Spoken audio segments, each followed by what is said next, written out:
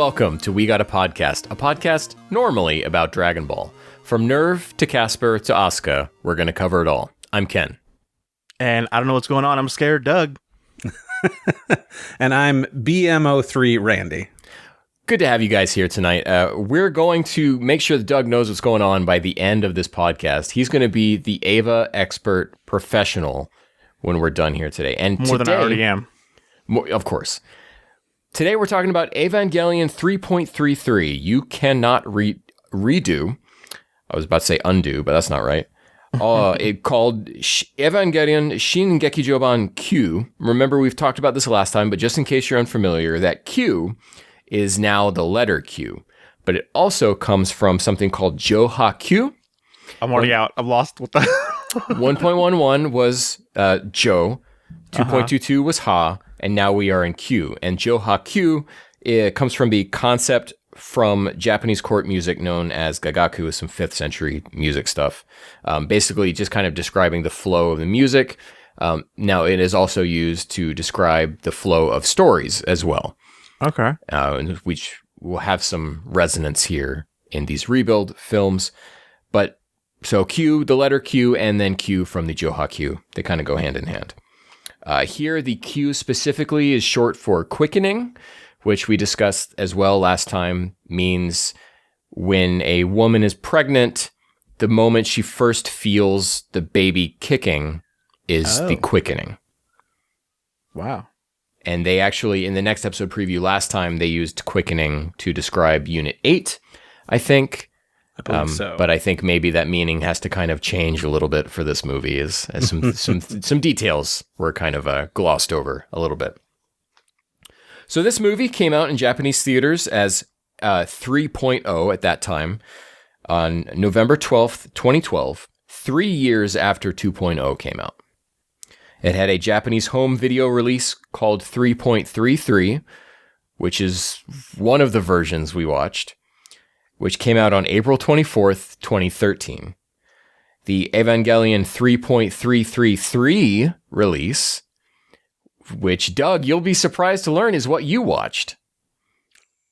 Oh, what? Okay.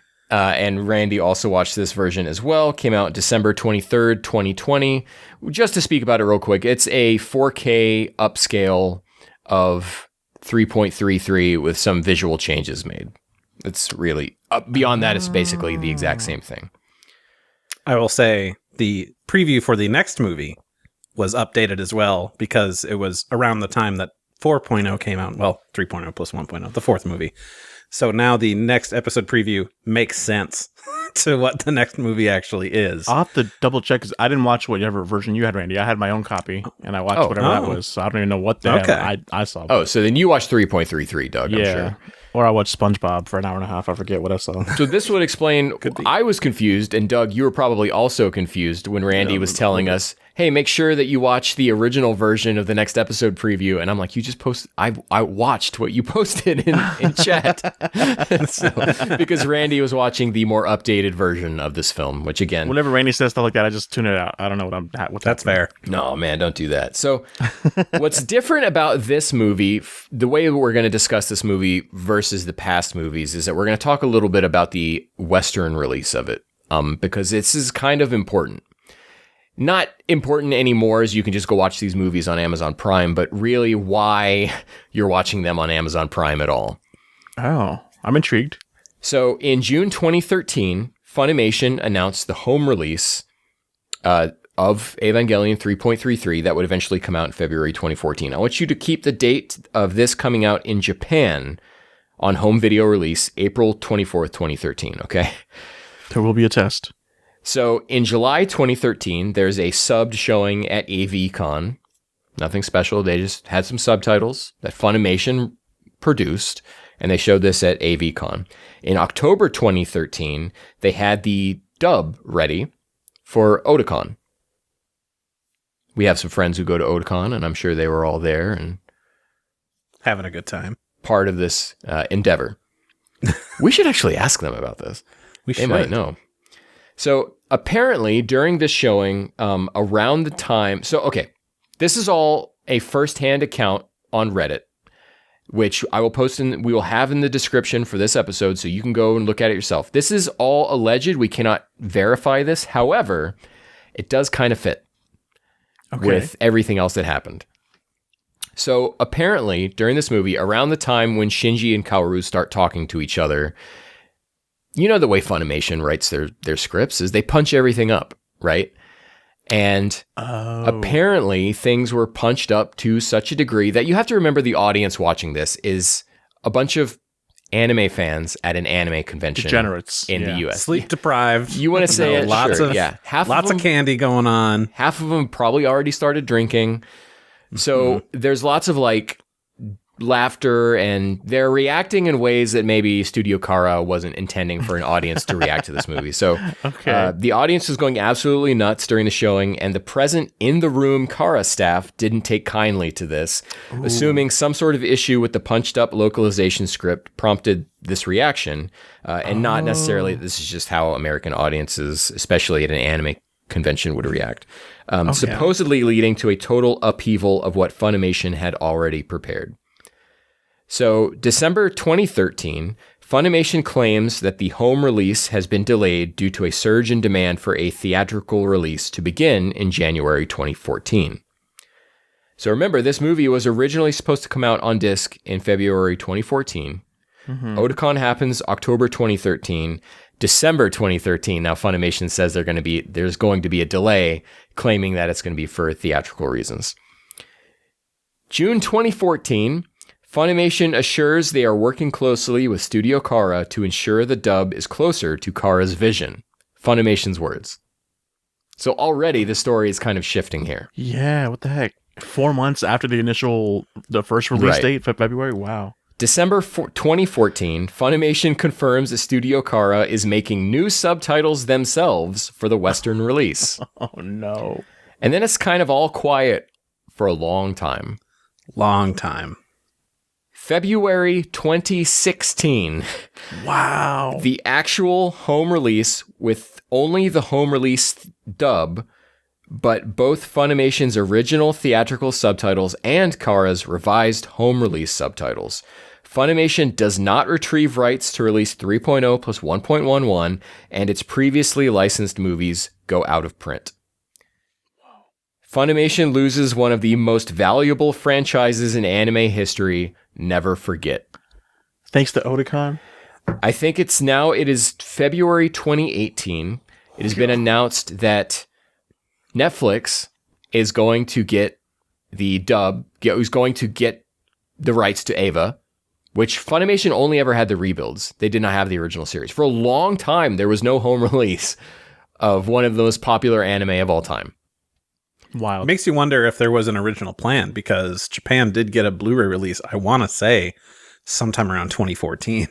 So it's like, oh, are we ever going to get those? And it was just in limbo. Now, it's also just kind of maybe worth noting that when Netflix announced they got Eva, Gen Fukunaga, president or whatever of Funimation, came out and said that this was a net negative for the anime industry. Because, of course, he was extremely butthurt about what had happened before. I believe even said, like, we would have done an excellent job with this franchise, and it's a shame we didn't get a chance to it because Netflix was throwing their money around. Like, really? Were you again? Okay. And then a little bit more contemporarily, March 2023, the original theatrical dub surfaces. Supposedly, the story is someone got a hold of a screener of the original dub, and that's what leaked and made its way around. Now, that is public. You can go find that online, and you can compare it yourself. In the notes below, we're going to include a YouTube link, or it's some sort of link to some comparisons that you can see for yourself, and then a Google Docs link, which someone went through and listed every single dub change between the two, and it's many pages long. So you can see for yourself what Funimation had to do when Kara stepped in and said, no. Wait, so summarize this for me real quick again. So at Otakon, what was shown? Was it the dub or was it subtitled? The original theatrical dub for 3.0 at that time. In English or Japanese? In English. In English. And people laughed. They're having a good time. The Japanese staff. Hooting and hollering and laughing, having a good time. And Japanese staff were like, this is supposed to be a dark, serious movie. You're not supposed to laugh. Don't be laughing at this movie. Dang. Okay. So wait, so when did a casual American audience get to see Ava at home? February 2016. Yeah. 2016. Really? Like, it really was like 3.5 years. For some people like, to not be able to see it. If you wanted to see it, what would you have to do? Like, go to Japan and watch it in theaters there, or like sail get the high a Japanese seas? copy? Yeah, I mean, there was a fan subbers out there, and there was definitely fan subs you could get. But if you wanted to actually buy and own this movie, you could only import it. Yeah, I think I had to go through. I think I watched it fan subbed at the time. Okay. I did as well, and I had a pre-order for like 2 years on that Blu-ray. I was just like, when are we getting this? But eventually, it did come out, and it's a really nice release. Which is now out of print, so make sure you get it if this is a piece of history you want, because the version that G Kids is going to put out, they're pretty good about stuff like this, but it will presumably not have this dub on it. So, if that's something you're interested in at all. So, with all of that out of the way, Funimation is behind us. We're not talking about Funimation ever again. Not on this show, not on the Dragon Ball GT, the Dragon Ball stuff, the main podcast ever again. Done. Funimation, they're over. We're going to talk about Crunchyroll, but that's more two like different things. Boring-imation, am I right? Oh. So, Doug, did you notice that this movie kind of looks different than the last two? It seems like it was there was no hold bars. They're like, oh, we're not referencing anything anymore. Let's go balls to the wall. Yeah. So Randy and I did notice that. I just read you and Randy talking about that earlier today. I'm like, oh, that is an interesting factoid. I had no idea. Randy and I can't find anything conclusive as to why it looks so different from the past two movies and then the series and End of Ava. Although even End of Ava looks different on its own. Yeah. In that specifically, we're talking about character designs and things like that, because it is Yoshiyuki Sadamoto, who's been the character designer since Evangelion for the television series. So, and a lot of the other people that we saw that we looked at, like animation directors and things between 2.0 and 3.0, who might have changed position. Yeah, exactly. So it's like nothing quite adds up. The style shifts. It changes, and we can't figure out why. But what Doug, I think, hit the nail on the head here is that they weren't beholden to any tracings anymore, or trying to make something that looks similar to what they were tracing, and they could just kind of go wild and do what seems more like a contemporary anime art style than what we would have had in the 90s. So much motion in this movie. Yeah. Incredibly well animated. Yeah. And they do a lot of rotoscoping as well, like during the piano scene, but you can actually, those are on the Blu-ray. You can actually go through and watch all those special features. Really? Cool. Yeah. Yeah, no, they show you the video footage and them drawing over the videos of the two people sitting at a piano actually playing that stuff out. Man. So there's no way you could have ever animated that stuff without doing it that way. No. Because you would have, all of your animators would have also had to have been expert piano players. Yeah, So- okay, yeah. That's what I thought too. I'm like, I'm looking at them playing the piano like little by little, and I'm like, I don't know piano, but that's got to be right. They got to be hitting the right keys, knowing the attention to detail they have. Yeah, that's awesome.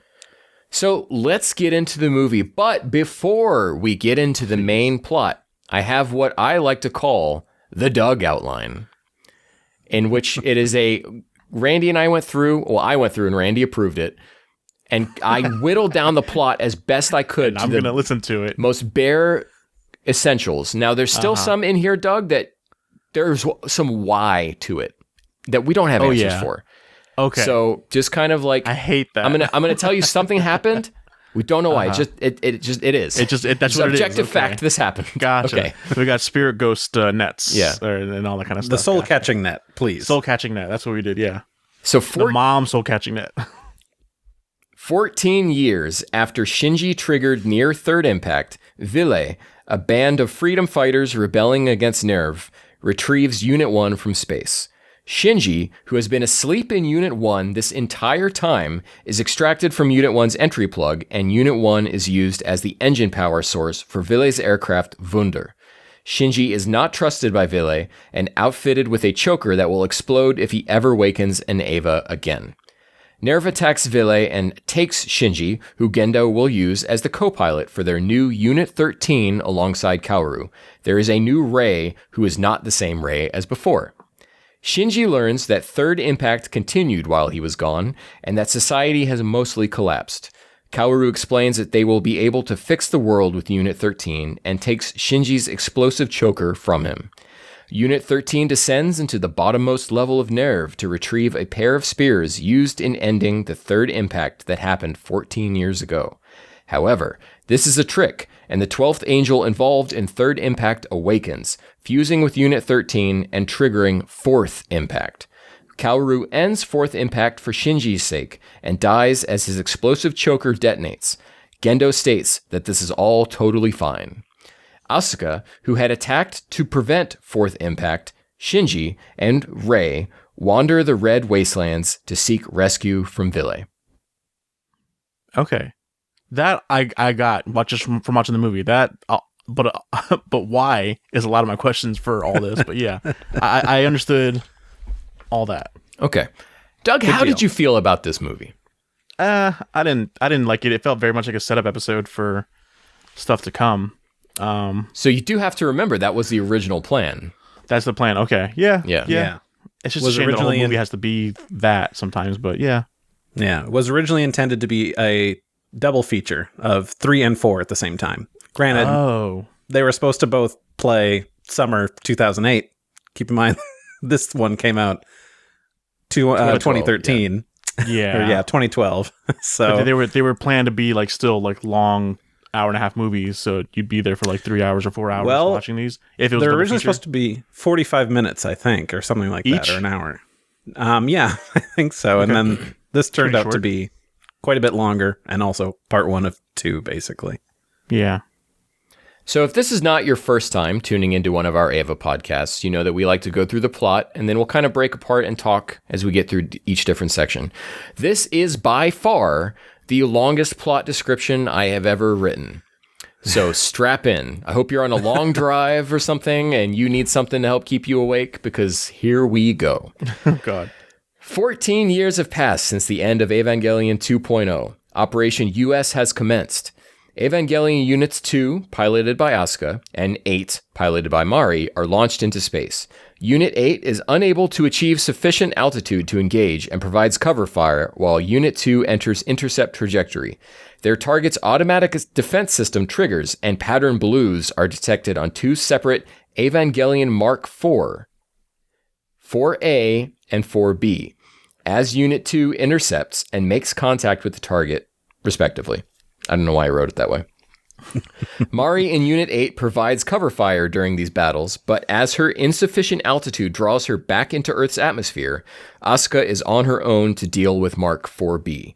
As Mark 4B wreaks havoc on Unit 2, Asuka cries out to Shinji, and Unit 1 awakens inside the target structure for 12 seconds and shoots a beam, destroying Mark 4B. Asuka, Unit 2, and their target touch down safely as, from a distance, Kaoru welcomes Shinji back. Thoughts? It's quite the interesting start to a film. 2 was also very interesting because up till that point we had retread a lot of ground with 1.0. 2.0 we're dropping in hard with like, hey, here's a new character, here's a new angel, here's a new base that we're on. Wild and crazy. Yep. This time we're in space, guys. We made it to space, and I got chills almost 2 times just in this scene alone. Just in the beginning, when it's the typical way it starts out, where you just hear voices of like them starting things up, like, oh, start this engine, do this. Yeah, just person after person after person, and then like when the volume actually kicks in, you can kind of hear what they're saying. It's Misato's voice, and because you know that voice so well, you're like, oh, Misato, like, and like you get hyped up. The second time is when Asuka reveals herself. Like, she takes off the helmet. It really like feels like, whoa, like an old favorite. Like she's because she's going hard in, like, I'm Asuka, bitch, and like let's go, and it's so cool. Like I wish I saw this in a movie theater at I wish I saw this at Otakon with everyone else. And like when that moment happened, because chills would have been even more intensified. That scene was awesome. Yeah, it's an incredible scene, and I do want to note, Doug, I don't know if you raised an eyebrow at me calling these the Evangelion Mark IV. Yeah, no, I did. I don't know what you're talking about. This is actually a detail you only get if you look in the manual or the booklet that comes with the movie. Where is it in here? Oh, okay. The manual of the PSP video game. Yeah, you got to get the PS3 version of the PS2 game. But I'll show these a little bit on the YouTube version. But it says this is I can see pictures. yeah, Good. It says Evangelion Mark IV here at the top. So And so you're saying there were two of these things out there because you said B and A or A and B. So the first one they fight is the one that flies around, and then the second one pops out of the side of the.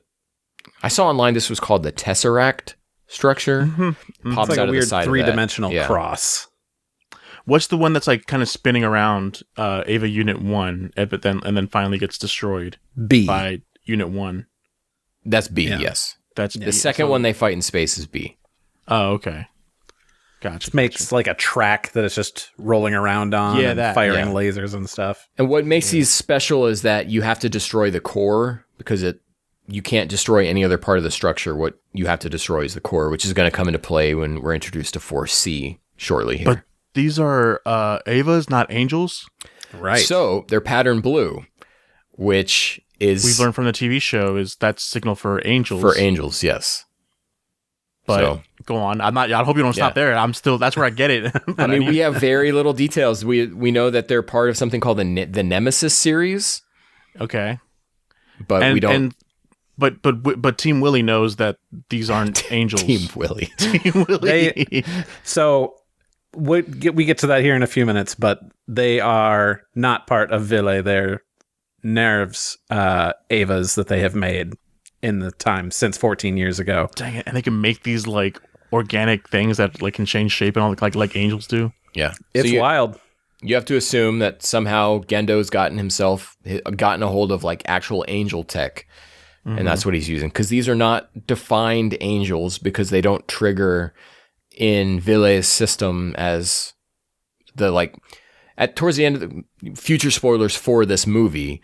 At the end of the movie, Ville detects Kaoru as the 13th angel and say there's not supposed to be a 13th angel. So if these Evangelion Mark IV units were actual angels, they would be popping up as consecutive angel numbers and be detected as such.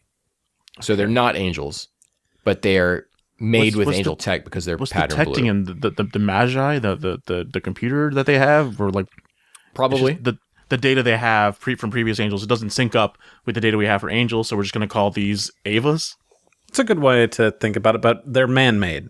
Angels were, living, breathing things that are born and things like that, and Avas are That's the thing manufactured and created. is that the Earthlings, well, I guess we'll call them Lilin, the Lilin are just so smart. Like they're, because we're seeing that the smart people like handling all these situations, so they. Right.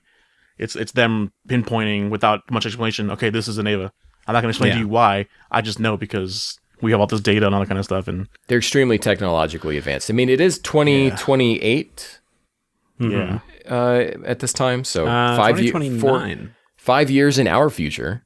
So who knows what Yeah. we'll be detected angels in a few years, Doug. I can't wait. So Shinji, designated BM-03, awakens, last remembering saving Rei, inside a red chamber and is chaperoned by Sakura Suzuhara to greet Misato and Ritsuko on the battle bridge of Wunder as another pattern blue is identified and classified as Code 4C, a Nemesis series entity. Ville evacuates all aircraft and supplies as they prepare for contact. Shinji experiences a confusing number of revelations as both Unit 1 and Asuka are mentioned in front of him. Shinji offers to help by piloting Unit 1 but is denied. As 4C closes in on Wunder, Unit 2, improved, triggers ignition and Wunder initiates an AT field and takes off. 4C engages with the airborne Wunder but is handily defeated by the new Unit 1 powered aircraft. Awesome scene with the Wunder taking off and the music that's kicking in as Wunder takes off and then does the spin. My hair on my arms, trademark signal for me of something being hype. They get like some guitars going just as it starts achieving lift. Oh, It's a magical moment. And they're like, we this is one of the Ava unit Mark IV, so they have to destroy the core. So they just let it attach to the wings and then just spin until all the pieces just crash into each other. And the core's got to be one of those. Wow. So I do like how it shows that Shinji's a much more confident character in this time around, because he literally takes it upon himself to be like, Misato, what do I do? Like he's like, okay, well, instead of just being like sitting back, it's to the point of the story where to show that Shinji, you're not doing anything, we don't want you to do anything, but it also shows us his character that he's up for stuff, he's up for helping out. Like I just saved Ayanami Rei in my 10 minutes ago, so I mean, I'm still hyped up. Not to get too memey, but Evangelion is always just called, that show where they yell at Shinji to get in the robot. This movie is Shinji, do not get in a robot. Do not get in a robot. Yeah. How intentional that is. That's funny. There's a lot of Shinji. I love Shinji's characterization in 2.22 and in this movie specifically, because it's like, do not push this kid. Yeah. And I thought he was going to choke Rei out at one point. Yeah. Well, I mean, just even at the end where Asuka is really pushing him too hard, and he's like, you know what? Screw you. I'm going to do this myself. Yeah. And it's not a Shinji from this series. This is a very almost more manga-like Shinji, but even I would say a step like hot-blooded beyond that and obstinate. It's pretty interesting. It makes him a lot more sympathetic, or easy to sympathize with, because you can see where he's coming from, whereas the TV series everyone does kind of feel more like, stop being a little bitch, but this one you understand why he's acting as the way he is. When you said a little while ago that Wunder is powered by Unit 1, right? Can you explain that to me? Didn't they just discover Unit 1 or So I don't think there's a concrete amount of time from when Operation US, they save Unit 1 and crash land, and then they extract Shinji out of the thing. One can assume that there's been some amount of time that was taken to do that. In the TV series, it takes a month for them to retrieve Shinji from the plug of Unit 1 when he gets. This happens in the TV series? Not this specifically, but when he achieves like 400% sync ratio fighting against one angel, he gets absorbed into the core of Unit 1. And so then they have to do a whole, like, an episode long, and they keep showing the dates of like 12 days since or whatever. And it's like 28 days since we're finally like, well, it doesn't work. And they open the plug and all of the LCL pours out and he's not there. And then Misato is holding his empty plug suit. And all of a sudden, Shinji just emerges out of the core. Naked. It's like, okay, Unit 1, just let him go. All right. So a couple things, Doug, I think what you're driving at here is the Wunder itself and why did they need Unit 1? My guess is that there's been a war going on between Wunder and Nerv for a long time, or Ville and Nerv for a long time. And Nerv has finally, because this is all still Gendo's plan, Nerv has finally pushed Ville hard enough that they need to go retrieve Unit 1 and use it as a power source. Wow. Because they've known that Shinji was up there in space with Unit 1 and they just left him be. Yeah. For the whole time. But both of them. Yeah. Ville and Nerv just left Shinji up there. Yeah, but now they're like, oh, we don't want to do this, but we need Unit 1. Because remember, the previous, quote, master of Wunder, at the end of the movie, they say this, and I've never caught it until this time. What was previously the power source of Wunder was the Adams vessel Mark 9. We'll get to that. Yeah. But yeah, just accept it for what it is now. I want to say something that... go ahead. No, you go ahead. Okay. Go ahead. This is going to be a 7-hour podcast. Yeah.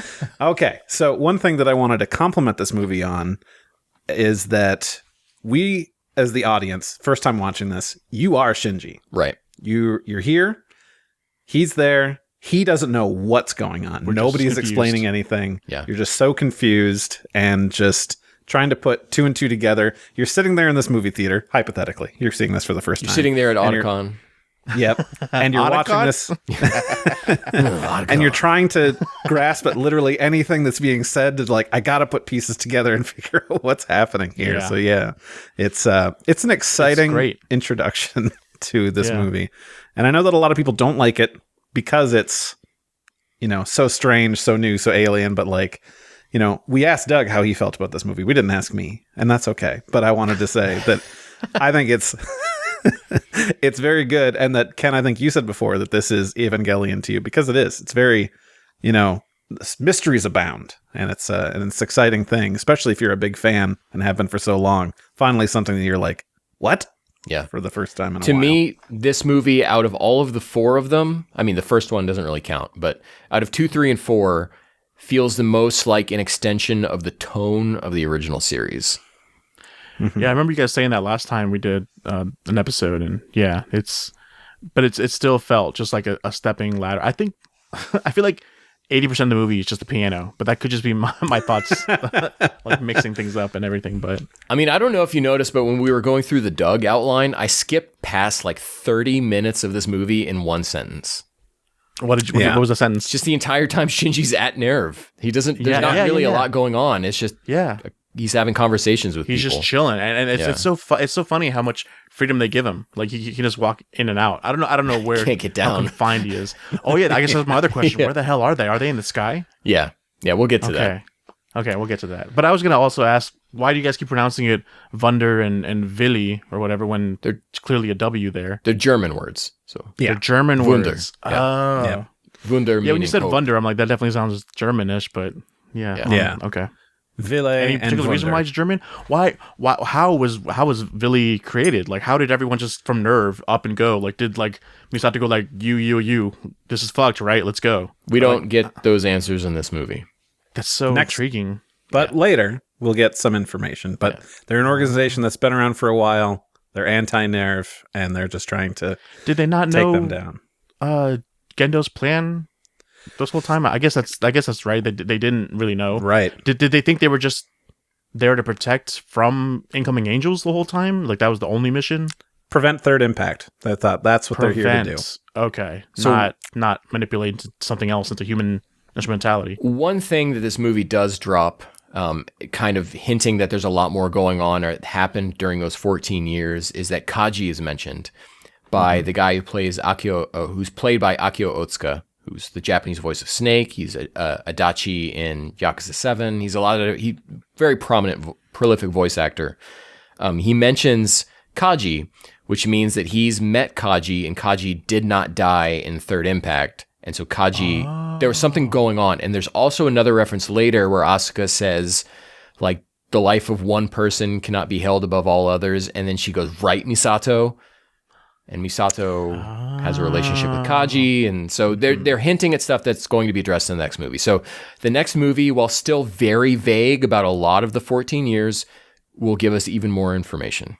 So. Gotcha. I like that the intro of that guy that knows Kaji apparently. Like it was going through all these young kids and then this older guy, and like I don't know who voices him, but he sounded pretty cool, and like I was like, yeah, I fuck with this guy. This guy's cool.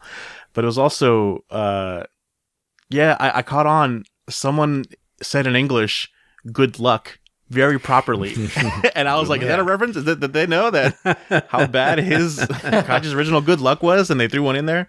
Right at the very start of Operation US, when they're just got people going back and forth, and just went, "Good luck." Someone in English says like "Good luck," and like you could tell that they have some kind of accent, so English isn't their first language, but they nailed it way better than Kaji did. I want to say it was Hyuga, but I don't remember who it is that says that. Another thing we skipped over real fast was Sakura Suzuhara. Now, it's not actually revealed here yet that she is Toji's little sister. I just went ahead and added it in here. But yeah, she's Toji's little sister. Yeah, what a cutie. A little older, now older than Shinji, his senpai. She's probably like 20, like in her early 20s now, doesn't she? Yeah. That's wild to think about. Yeah. All right. So let's get to the next part of this movie. Oh, boy. Ritsuko meets with Shinji and explains that Unit 1 is now being used as Wunder's engine power core, no pilot needed. Either way, Shinji now has a 0% synchro rate, so he wouldn't be able to pilot an Eva anyway.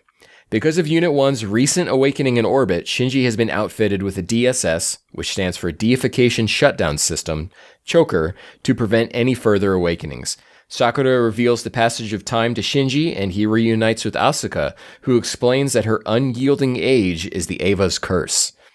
Shinji asks after Rei, but Misato explains that Rei doesn't exist anymore and wasn't found anywhere in Unit 1. Only Shinji and his perfectly normal cassette player were found. That's wild. Is that going to have some meaning? On perfectly normal. Right. Because like I remember last time we spoke that it was broken. The cassette player was broken, kind of symbolically, as in like shit's changing. So for Well, it to be fixed again, the big thing is that where was this tape player in 2.0? It was in Ray's plug. She was it was in Unit 0.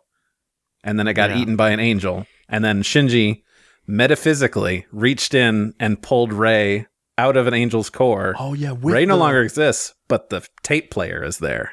Yeah. And So Doug, it's very what track was the tape player on in the last movie? 27. It was. Like it finally jumped by 26 or whatever. Yeah. Is that right? Yeah. Yeah. Yeah. Just a fun little thing. Omerito. Yeah. Thank you. Congratulations. Stupid thing that my brain invented is a little thing. So the DSS choker, the deification shutdown system. Do you know what other acronym there could be for DSS? Dead Sea Scrolls. Just Dick sucking. All right, Doug. Whoa. Okay. This isn't the Dragon Ball episodes that we're You're on. right. Let's be mature over here. Now, the Ava's curse thing kind of I was hung gonna mention around that. this series. Because remember, we had 9 years between this movie and the next one. So the Ava's curse thing was often a subject of debate. And even then, we still don't really know. But we have a little bit more idea of necessarily things with Asuka, particularly in pertaining to her with the next movie. So Ava's curse is still kind of vague, but just kind of keep that in your mind when we go into the next one. I thought it was very clever to introduce the Ava curse, almost kind of like in a meta way, where it's like, I'm cursed to be this young for the fan service of viewers. Yeah, it's Anno. It's Anno saying, "Grow up, nerds." Stop liking anime. What is it? No. See, I was gonna say. I thought it was just the reason for him to draw young girls in sexily clad outfits without having a. But they're 28 now, so it's okay. Yeah, but they're 28. Look, this little girl is 1,000 years old. Okay, so So it's Red totally flag okay. anime anytime that pops up. And boy, do they really take advantage of trying to show off her body or everything like that. It's excessive in this movie. it's still better than the last movie, I think. Yeah. It's like, yes, there are certain shots, but they're not like excessive. I think the most we get where it's kind of like, ooh, is with Mari. And I guess so. Oh yeah. And Ray also just like Is naked. out of blur shot. Yeah. And then focused on her forefront. But yeah, I do like how Asuka kind of shifts Shinji's nickname instead of Tabaka into a brat, but it still sounds the same in Japanese. How did you guys know it? I'm sure. Mhm. Yeah. What is it? Changes from idiot Shinji to brat. Brat. Shinji. Yeah, but it sounds the same in Japanese. But Like, yeah, it's it's in almost Japanese, still two it's- syllables. Right. forget She what it loves is, her but yeah. nicknames, She's calling Yeah. him idiot or brat. She's always calling But it's Mari. so appropriate though. Like you're not an idiot anymore. You're just a brat, and you see that in Shinji. Like and he's fully confident. He's doing what he thinks needs to be done. Makes him a brat, really. I mean, he hasn't had time to mature for these last 14 years, but Asuka That's has, also why that so- shows like that Asuka's grown. And like, yeah, you're just a punk kid. You're just a brat because you're younger than me in a sense. It's so cool. Yeah. we also do have to think about this from Shinji's point of view. Like, everyone's being a real dick to him. Yeah. Because as far as he knows, he saved Rey. Like, Yeah, everything right. should be fine now. He was being encouraged by Misato to do right. that. You guys pointed that out last time where you're like, you're going to change your tune after this all happens and everything. Dang. Yeah. Also, why did they call it a near third impact if it did, in fact, impact, if it did happen? Like, it's because it's over time, third impact kind of happened. Is near impact just another fucking word now that doesn't really mean it's near? That's just the name that's given? Doug, I promise you we'll get to it. Okay. All right. Wunder is under attack again, and as Asuka and Mari prepare for battle, Shinji hears Rei's voice. After being ignored by Misato, Shinji yells for Rei and the walls burst open. It's Unit 0? Misato intervenes and threatens to blow up Shinji's head if he leaves with this mysterious Evangelion, explaining that Ville is going to exterminate all of Nerve's Eva units, but he calls her bluff and leaves. Mari intervenes and identifies this Unit 0 imposter as the Atoms Vessel, plural possessive atoms, or Vessel of the Atoms. The vessel creates a jetpack and rockets away, allowing Shinji to safely make it out of range of Misato's DSS detonator. Evangelion 3.33Q. I think it's very... I'm a big Misato lover, as I'm sure we all are. That it's very neat, I suppose, seeing her older, battle-hardened from the last 14 years of basically living in a hellscape. Yeah. Right. And it goes so far as like, let's get this technology where I can blow up this child's head if something bad happens. And now things have escalated and is close to the worst possible outcome possible. She pulls the thing out and can't press the button, and then it goes out of range. It's like, Randy, it is so much storytelling without saying a single word. Yes. It is her having the trigger up there. You just see the back of her head the entire time, but you feel the internal struggle in her mind.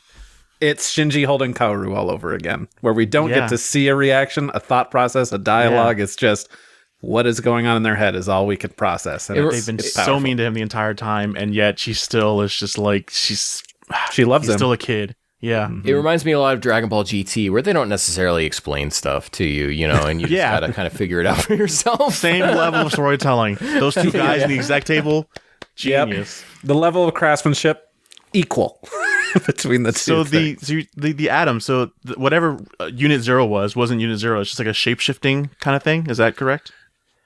Yeah, it's later named Mark 9. Yeah, it's the Mark 9, but it is identified as the atoms, plural possessive.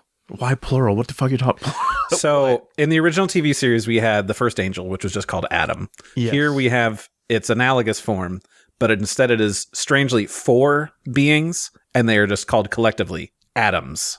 ADAMS. Is that apostrophe? Nothing. Wait, so you're saying there's instead of there being one atom in the like in the TV series, there's 4 atoms from the get-go in this movie continuity? Okay. Yes. So I can jive with that.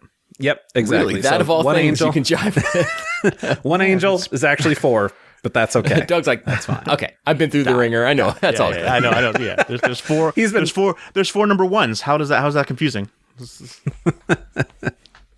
I really prefer. So when I watched this movie the second time last night to write these notes, I had the dub on, as I said, which is how I did it with 2.22 as well for the note writing process, because it just helps me when I'm looking down typing to be listening for what they're talking about. Right. Mm-hmm. I prefer the way the Prime dub handles calling this. It doesn't say Adam's vessel; they say vessel of the atoms. So it's a lot easier to hear that we're talking about something that belongs to a multiple being type situation. So maybe I should just watch all these dubbed. They probably would have made a lot more sense, and maybe I'd laugh during a certain scene. Real talk, I think the Prime dub of 3.33 was shockingly competent. Cool. So yeah, there are weird moments, I will say. I went and spot checked something, and it was a conversation between Kaoru and Shinji in English, but then Shinji makes a sigh, and it is not Spike Spencer, it's Megumi Ogata's. So there are some things that they don't dub. They're like, nope, we'll leave that as Japanese. It's very the Pikachu route. I always sigh in Japanese too, so. Sighs in Japanese. But yeah, regarding Misato and just like her character, it is because of the Eva curse. She is the one character that, as a fan, you're like, oh man, I miss like the hot Misato, and like they really did age. They aged. She appropriately aged up, but then you have this like more like grounded personality of her. Like she's not the same Misato anymore. She has to be more mature. She's the captain of all things in this whole brigade. But yeah, I thought that was she's really not cool. drunk. Hanging out with her penguin she's not buddy. Drunk. She's 100% serious. 100% serious now. Like I mean, we don't see her at home, but she's 100% serious. There's no goofing around. She's now what we call a functioning alcoholic. She's a functioning alcoholic. But yeah, Look, the 14-year difference really hits you, especially with Misato. I think that's what I'm trying to get. Yeah, you survive an apocalypse. Your behavior might change. Yeah. Yeah, you regret telling people to do that. I'm surprised Ritsuko was on Team Vili. And not. Why is that? She's a very different character, I think, than in the TV series. Is she? Okay, maybe I'm thinking of the TV series character then. But I don't. I mean, I don't know. I'm just curious as to who chose what side and why they chose what side. Like that's right. And I hate the special we saw before this, a little 4.1 whatever special like before this, just because like her pink hair, that girl's pink hair, is just meant to show that it's just youngins that are around here for them to give their like a story. I'm like, I don't. We don't care. Yeah, but now you know it was zombie vomit. Now it's zombie vomit Yeah. instead of just like, oh, it's a youngin. It's zombie vomit. Come on. Well, I mean, it explains why this person has bright pink hair, and it's not like really in a post-apocalypse they're hitting up Hot Topic to go get hair dye. Yeah, a kid's gonna kid, man. I thought that's what it was, and I'd be fine with that. So Shinji awakens at NERV headquarters with tentative name Rei Ayanami, who now wears a black plug suit. She takes him through a war-torn geofront in headquarters, and Shinji briefly glimpses Kaoru playing the piano. Rei reunites Shinji and Gendo, who reveals Evangelion Unit 13, which Shinji will share and pilot with Kaoru when the time comes. Gendo pieces out.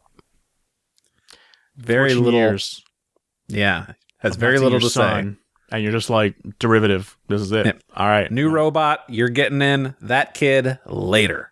Yeah. He doesn't stick around when Shinji calls his name. Like, wait, father. Like, maybe a Gendo in the past maybe would have stopped and like heard him out, but this one's like, nope. I know that it's a movie and it's supposed to be theatrical, but I just had a goofy thought, which is, Shinji and Rei are standing down there. Sorry, tentative name, Rei Ayanami. Standing there. Gendo is there. He's like, you will pilot with that child. And then a spotlight comes on for Kaoru. I'm like, is Fuyutsuki like in the back pulling levers to turn on spotlights? Yeah. But, That's the so only true. other person there. yeah. It's got to be a metaphorical light switch then or something. Right. They didn't talk before this. Of like, all right, so I'm going to say this. That's your cue. Turn on That's that your mark. light. Stand on that mark right there. Shinji The geofront yeah. is wild. Everything's kind of broken. Like, we get to see a lot of places we've seen before Yeah. that are just ravaged. There's bullet holes in everything. Yeah. And just crashed things. I think, is this the point where we see a bunch of tanks? Yeah, just tanks like laying about on their sides and stuff. Yeah. No, I think. Right. Well, yeah, but I think that's when Shinji goes looking for Rei, which I need more clarification on because that's So, like yeah, what? that's where we pick up now. Yep. Shinji wanders around NERV, searching for Rei and surveying the state of things. He comes across Rei's room near the dummy plug plant, or what I assume was this movie's version of the dummy plug plant, and hands her back the cassette player that he believes belongs to her, but she doesn't take it. He asks her a ton of questions, but she doesn't know. Shinji offers to bring her books to read, saying that she used to like to read them, but she doesn't understand the concept of like. Right. Did Shinji go there to give her the tape saying it's yours? I thought he was just going to thank her for fixing it. No, it's not fixed yet. Yeah. It is currently broken. It is intact. It's not broken and smashed like it was before. It's So she right, but it did fix play. it. It just doesn't play. Kaoru fixes it later. Yeah, But he was There's got to going be a to- metaphor. There's got to be a metaphor there where Rei fixes it, but then Kaoru makes it play. Think about it. Give me a theory, All right. game theory. Well, dude, rest in peace. R.I.P. Sorry. I have some theories about the role, the actual narrative role of the cassette player. Yes, Randy. I do want to bring up, again, we were talking about this being a very different Shinji in these movies. Yeah. I cannot at all picture in my mind TV series Shinji being like, well, I'm alone. I think I'm going to go find a friend and go Yeah. talk to her and see what's up, ask her these questions. He's, sees that like this is an awkward conversation with her, but he's like, I'm going to keep pushing forward and like see if I can get her to interact with me. Like that He is literally so goes like, put some clothes on. I want to talk to you. Not like, can you or anything. He's like, put some clothes Right. on. I want to talk to you. Yeah. right. But I mean, you get why he's like, he's everyone's attacking him and he just feels so alone that oh yeah. it kind of natural for him to go. But no, I mean, maybe a more TV series Shinji, even at that point, would still even feel more depressed and not go seek anyone out. So you're right. Yeah. This is a new Shinji. Right. That's what struck me. Yeah. So Gendo and Fuyutsuki meet with Seele, but they remain silent since human instrumentality is going to happen per the Dead Sea Scrolls, no matter what. Fuyutsuki asks if Gendo intends to use Unit 13, and that he'll go along with his plans for Yui's sake. So how old is Fuyutsuki at this point? Like, Probably he was old. He's probably before. in his 60s now. He's Yeah. very old. No yeah. way. He was Yeah, a professor at Kyoto University in the 90s. Yeah, So, so that Right. puts So let's him- just say 10 years older than, at the least, than Gendo. Oh, you, I mean, yeah, absolutely. 10 He to was 20, probably, probably 40 at that time. So now he's, pushing 70. I want to say he's older, or just it's just media back in the 90s thought that a 50-year-old is what an 80-year-old looks like now. So it's Well, he does refer to himself as an old man, Yes. but I also refer to myself as an old man. Back then, I was half expecting to see him in like a wheelchair, like just to keep continuity's sake. Like he's still there, he's still supporting Gendo, but He's working those spotlights. yeah, you're in those spotlights. Yeah, And making Evangelions, because somebody's got to be making them. And the only people we see at headquarters are Shinji, Rei, Kaoru, Gendo, Fuyutsuki, end of list. wow, you're right. They haven't revealed this yet, but I like that Seele that's actually them. Yeah. They've That's what I was gonna say. instrumentalized into these pillars. I was like, weren't they just like humans, and these were just representations of them before? But now these are actually them. Yeah. like that's so wild. Why They don't actually. so weird. You don't actually see them as humans in the rebuild movies at all. Ever. They're only these pillars. Okay. Never. So Interesting. It's they're so weird. I mean, I guess everyone with the mindset of human instrumentality is weird. It's like, you really want this to happen? Like, this is your next evolution phase? Yeah. It's all about connections, man. I mean, they don't give us enough empathy for the villain side to like be like, okay, I see your side where everyone should be one. Like, they needed to do a little better job of like making that make more sense as like, this is why everyone's following this corporation to do this. there is a bit of difference, which we'll get to later, but I'll at least just bring it up now, that there seems to be instrumentality for what Seele wants is different than what they wanted in the TV series. Yeah. And when we get to that part, we'll bring it up. It's still fusing everyone into. It's not. It's not. Not okay. No, not what Keel Lorenz, number one of the pillars, says. So, Okay. So Shinji realizes his cassette player is broken and lays in bed. He brings Rei some books and eventually crosses paths with Kaoru, who invites him to play a piano duet with him at the location where Unit 1 used to be stored. I don't know if you caught on to that, Doug. Where Unit 1 used to be stored? Yeah, so Yeah. the area that they're in is, in the first episode of Eva, when Shinji walks in the room, the lights turn on and you see Unit 1 sitting in all Yeah. is that the backlight that it's in? mhm. Yeah. So all of that is now drained out, and Kaoru's piano sits at the bottom of that. So where the What? Ava's feet would be. Yeah. In Ava episode 1, the TV show episode 1. Mhm. Yeah, it's also in the movie. movies. Yeah. Right. But- But I mean, like, that's the room where, like, the huge robot is sitting and filled Right. with liquid up until here. Yeah. Yep. And And Kaoru's just down on the floor. It blocks from destruction. You got That's it. the same room? Yeah. Yep, because Shinji is standing on that bridge that's right in front of the chest of Unit 1. And then That's he turns where he looks around down and, to see him playing Yep, piano and he on the turns around bottom? and he hears the piano down there.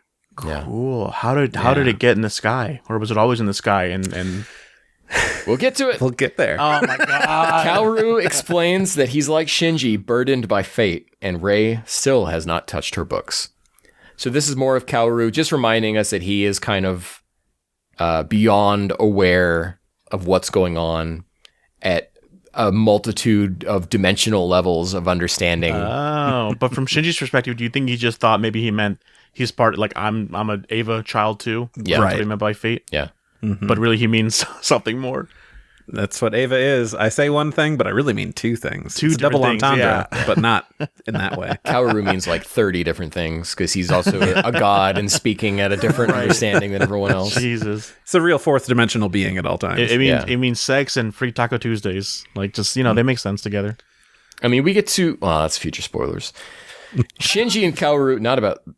Anyway, Shinji and Kaoru continue to bond over playing piano, and their duet improves drastically. Shinji asks Kaoru to fix his cassette player for him, and the two watch the stars. Kaoru says, "I realize now that I was born to meet you."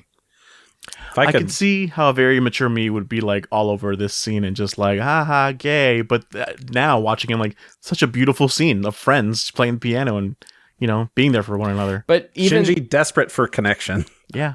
I think, Doug, even you are putting it in that perspective, but I think even the best meaning fangirls would be, quote, Yeah. squeeing all over this. And Kara would be like, what is going on? I want Playing to piano. bring up a fun little thing that I looked up. Now, excuse me, I do not speak French. I do not know how to say it. But the song that they are playing on piano is called Quatre Mains, which is it's a French name for a duet where two people play with one piano or keyboard, and it means four hands. Ooh, just like in the future, spoilers. That's pretty cool. I was curious what the song was, because it was like legitimately a beautiful tune, a good song. Like I have the VR headset now. I want with the virtual piano. I want to like kind of learn this song, and like as soon as they showed like the horses like while they're playing the music, I'm like, this does seem like a tune that like just kind of meta whatever. It's like horses. I can see myself in Zelda riding Epona to this song. Similarly, right. It's really good. Shiro Sagisu original. Shinji turns to Kaoru and says, "Is this the patriarchy?" It's a little Barbie reference, Barbie humor for you. Okay, this next bit I'm going to go through is long. Because this is like the big lore drop scene for Shinji. Oh boy. When I say the phrase "you cannot redo," then I'm done with this section of it. We can continue. Yeah. Turn off your mic, Doug. Let's just listen to the man. Turning up the volume. Shinji changes his uniform in the morning and realizes that it once belonged to Toji and has a moment of panic. Kaoru returns Shinji's cassette player to him, good as new. Shinji reflects on how much has changed in 14 years, afraid of what happened while he was gone. Kaoru offers to show Shinji the truth and takes him to a lower level of the geofront where they can observe the land below. Shinji has to wear something like a hazmat suit, but Kaoru goes down without any additional assistance.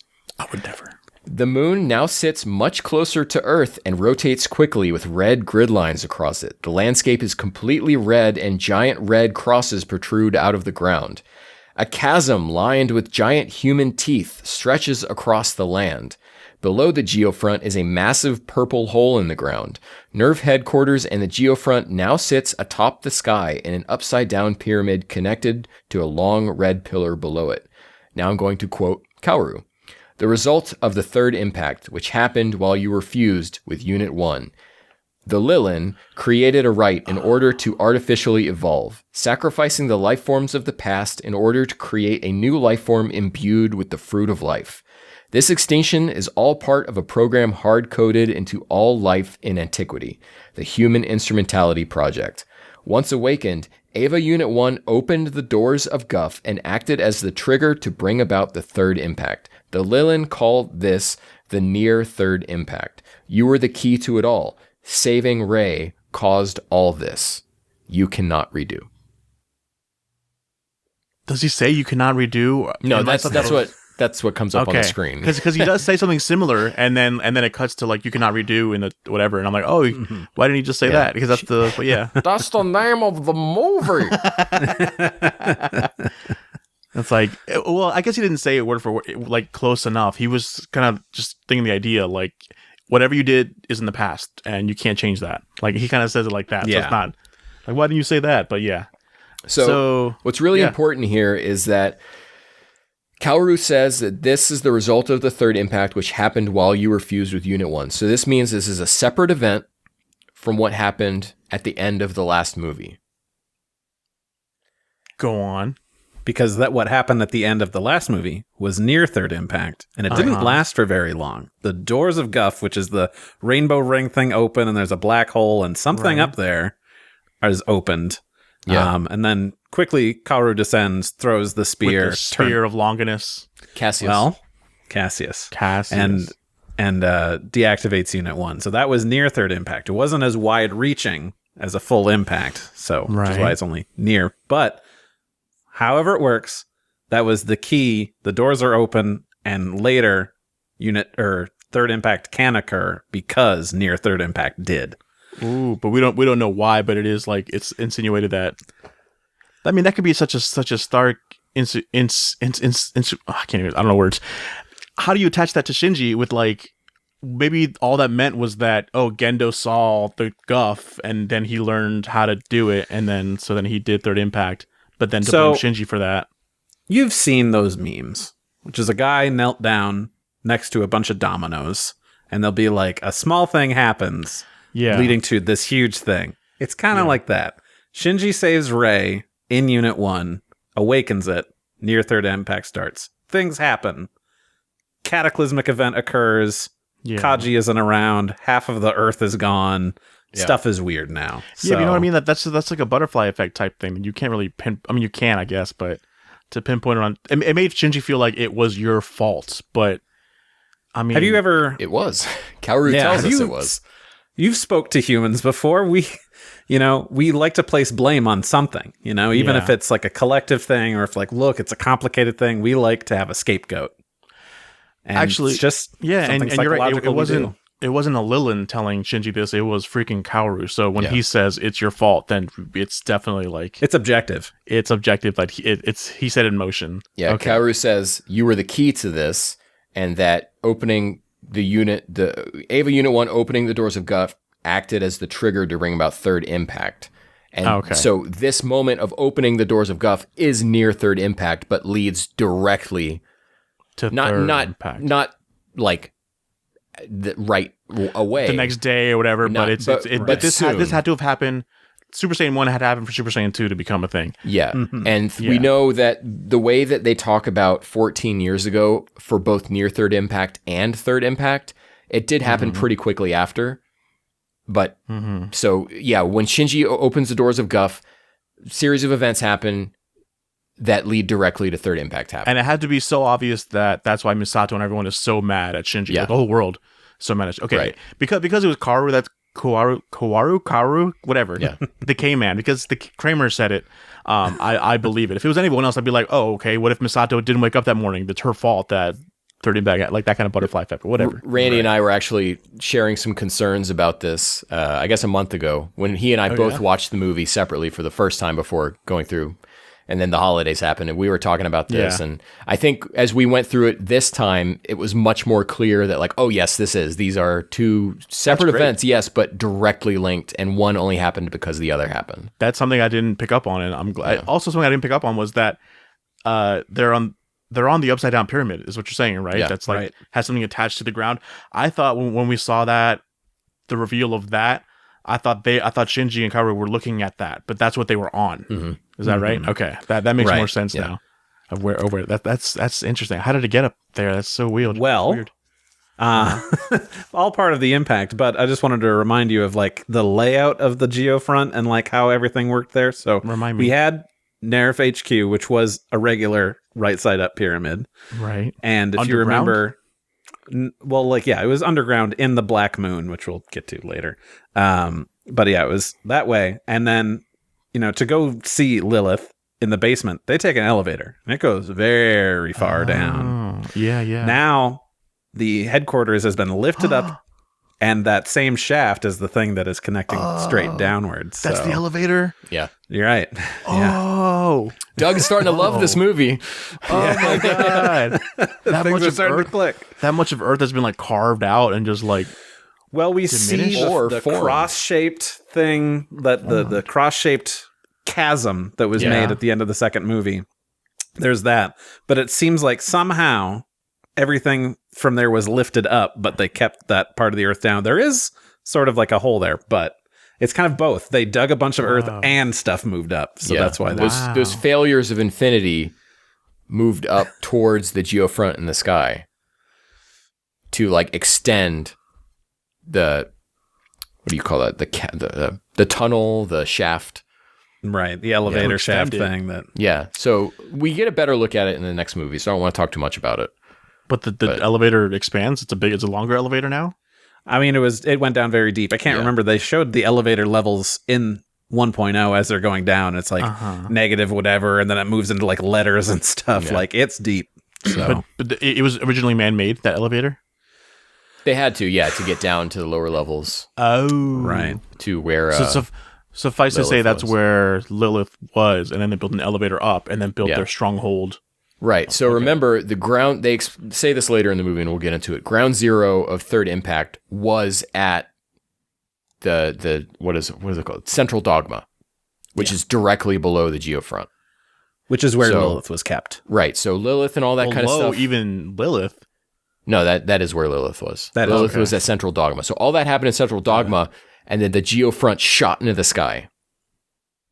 And then the shaft between the geofront and Central Dogma is formed by the failures of infinity. And they turn it into an elevator. Humans turn it into an elevator. The way that, they probably had to carve it out, but yeah. Right. Well, yeah, no, they did carve it out for sure because you see the bisected bodies as they go. I think down. the more we talk about it, Oh the more yeah. What confusing is it that? gets. What is that? We'll get into. Like, We'll get into. Okay. It's coming up. Well, I guess let's keep talking about what you just said before it happened. Like we started off with saying like Shinji has a new shirt and it says Toji on it. Yeah. Like it made me think like oh yeah, this is Toji's universe alive. Oh yeah, he's alive. He's in this one still. We don't know and then that it's for like, sure. We don't know. Right. We don't know, but he didn't succumb to the same fate as in the same way as the TV series did, where he was in a Not unit. necessarily. Right. He was not in Unit 3 that because yeah. Asuka But, was. but we don't know if he's infinitized then- or not. Yeah, Right. Instrumentalized. What I'm just trying to get at is that like it's I was surprised by his panic. It's like is he getting memories of like a Toji that from a different universe that is not this one? But I'm like no. Just imagine you're in Shinji's place and you see your friend's name on a thing, like you'd freak out like that too. Yeah. So Right. He's just panicking because he's feeling how he doesn't know what happened to Toji. doesn't know what happened to Toji. Yeah. He's freshly out of a 14-year sleep, and you just like, oh yeah, my friends. Where are my friends? Kind of thing. Like, I'm well rested, but I don't know where anyone is. Yeah, I need that 14-year sleep. Yeah. One little thing that I want to make mention, I think it's the very first scene after that you cannot redo thing, is we see the twisted faucet where Kaji used to get water, and Kaoru is just standing outside where Kaji used to raise his melons. No And way. He's just kind of there visiting, which is a thing we will definitely get into in the next movie. Yeah. Regarding their relationship. But I was just like, I never caught that before. I'm like, oh, he's where his melons were. That's kind of very cool. That's awesome. All right. This next one is a long bit. When I say the phrase "the final pact is coming" is when I'm done. Okay. Fuyutsuki and Gendo talk, and Gendo says that they will rewrite Seilei's script. Everyone is a tool to that end, and Fuyutsuki believes that Gendo should open up to Shinji. Shinji's cassette player is now on track 28. Rei opens her eyes in the LCL chamber and witnesses the previous Rei standing in front of her. Her books remain untouched. Fuyutsuki takes it upon himself to meet with Shinji. The two play shogi as Fuyutsuki asks Shinji if he remembers Yui. Fuyutsuki shows Shinji a photo of Yui holding a toddler Shinji. An adult Mari is seemingly present in this photograph. Fuyutsuki reveals that Yui's maiden name was Ayanami, that she was one of his students, and that she is now part of Unit 1's pilot interface. Yui had envisioned a direct core entry system for piloting Evas and tested it herself, which resulted in Yui disappearing inside the core and her data becoming the Ayanami series, her DNA. The Rei Ayanami Shinji believes he saved is a replica of Yui and now trapped inside Unit 1 with Yui, according to Fuyutsuki. All according to Gendo's Keikaku. Keikaku means, translator note, Keikaku means plan. As he cannot turn back the clock, Gendo will sacrifice everything, including his soul, to reunite with Yui. You cannot redo. Gendo meets with an enormous Rei head and states that the time of the final pact is coming. I want to Yeah. say that it's Fuyutsuki gets a good bit here, which I don't think we ever really got. I mean, we certainly had his flashback episode in the TV series, but like you can kind of feel that this dude is kind of really torn about the things that he's doing. And if we infer things that we know from the original TV series, you know, he's kind of backs Gendo here, but mostly it's because it's what Yui wanted, because he loved Yui. Don't know if that's the same here, but also he feels bad what he's doing to these children because he's like, don't you want to talk to your son and like explain anything? And Gendo's like, nah, not important. So Fuyutsuki takes it upon himself. He's like, I'm going to sneak away. I'm going to talk to this kid. Granted, it's a very messed up way of doing things of like, let's play shogi. And then he's like, oh, the power's on. Here's a bunch of heads of that girl, you know. Yeah. Anyway. This is your mom, by the way. Right. Clones of your mom. You have to wonder like what Yui's personality was. We don't get much. We get a little bit like from the flashback of the TV series, but nothing in the movies and nothing even more from the TV series itself. But like, do you think she was also like, would she be an asshole like Gendo? Or is Gendo just so enthralled by, I have one person who I loved and they're gone now? Like he's just so enthralled by that. I get the feeling that she was like science at all costs. She was science. Yeah. So she might even agree with Human Instrumentality Project after all this. So You think? Yeah. And the rebuilds, I don't know. Unclear. Yeah. But Doug, I mean, we kind of get to see the soul catching net. We do? At That's least that as far big as you is cross concerned. Yeah. When she's like got the angel wings or whatever and it's lowering her into Unit yeah, 1. yeah. Yeah. You actually see her like, oh, whoa. At least Yeah. as far as Yui in this movie is concerned, we see her soul catching that. Right, yeah, of course. I wanted to address, so Shinji's cassette player is now on track 28 after Kaoru fixes it. Mm-hmm. And also after Kaoru fixes it, now the previous Rei is appearing. Oh, shit. Oh. So, okay, my theory for this is that they say that Rei was not in the Eva. And I think that's because her soul was in the cassette player. And when Kaoru takes it and does whatever he does to it, it frees her. But then wouldn't Kaoru know that? Like, you think he did Well, it intentionally? There is a line that Kaoru says later about Rei. It says, her soul is in another place. No shit. No shot. Are you serious? Four-dimensional being. Oh my This guy, god. knowing so much. So he's freed Rei. He's freed Rei. And she was But why in track the 28 cassette and player. not back to It's 26? just showing you we're advancing. We're advancing. We're going cannot even redo. further Going. We beyond. cannot redo. Yeah. You got it. I know everything. The universe is beautiful. So there's an adult Mari seemingly in that picture. Now that I see the picture again, I'm like, it's just a girl with red glasses, like with brown hair. But maybe not. Like, I'm not bought on that. So in that picture, you have Yui and Shinji. Shinji. And then you have like the most generic looking guy in the background. yeah. So if you were not going to want to draw attention to a character, you give them a generic design, and they decidedly do not do that with this other character. That's true. Mm-hmm. Yeah. I mean, is it also in this movie that Mari refers to him as Gendo-kun, which is a term believe of so, yeah. endearment, like, I know this person? yeah, like colleague type level. Like, And there's also an insinuation later in this movie when she says to Rei, the original was a lot more easier to get with. And it's the way it's set up is that you think she's talking about the original Rei, but she never talked to the original Rei. Yeah. oh yeah, She's talking about Yui. Yui. Mm-hmm. Fuck me. Doug's like, dude, this is my number one movie now. Amazing. I'm watching this again tonight. Oh, I'm excited for that. Yo. Oh man. So I can't even. Now, Fuyutsuki does say that Rei Ayanami, that Shinji believes that he saved, is still trapped in Unit 1 with Yui.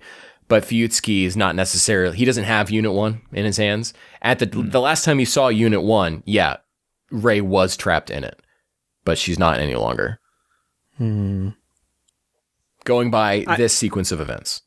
Mhm. I actually don't remember how it ends up in the next movie, but here it's insinuating she's out. And she's free. She's free. Her soul is free. That's so intriguing, though. I don't know. Where are we in the story right now? So Gendo just stood in front of the giant Rei / Lilith head. Oh, right. Said right. the final time of the final pact is coming. Okay. Yeah. This movie rules. I'm telling you. It does. 20% on Rotten Tomatoes. These people need to get a life. Shinji questions why Rei won't read the books he's brought. Asks if she's Rei Ayanami and if she's the one he saved. And she just says, I don't know. Shinji demonstrates a realistic depiction of a panic attack. Mm-hmm. I really wish I understood Japanese so I didn't have to see the subtitles on the screen as it happens. Yeah. To get more immersed in the panic attack, you know what I mean? Because it did kind of throw, I don't know if it for you guys, but it threw me off, like reading. After a certain point of the same lines repeating, you know what's being said, kind of thing. Right. You don't need the subtitles again, but it's kind of like popping up. Ava Right, 'cause is they're one just- of... Go ahead. They're just repeats of lines we've heard before. They are. I think Ava is one of the very few anime that really could benefit from having like an incredible dub.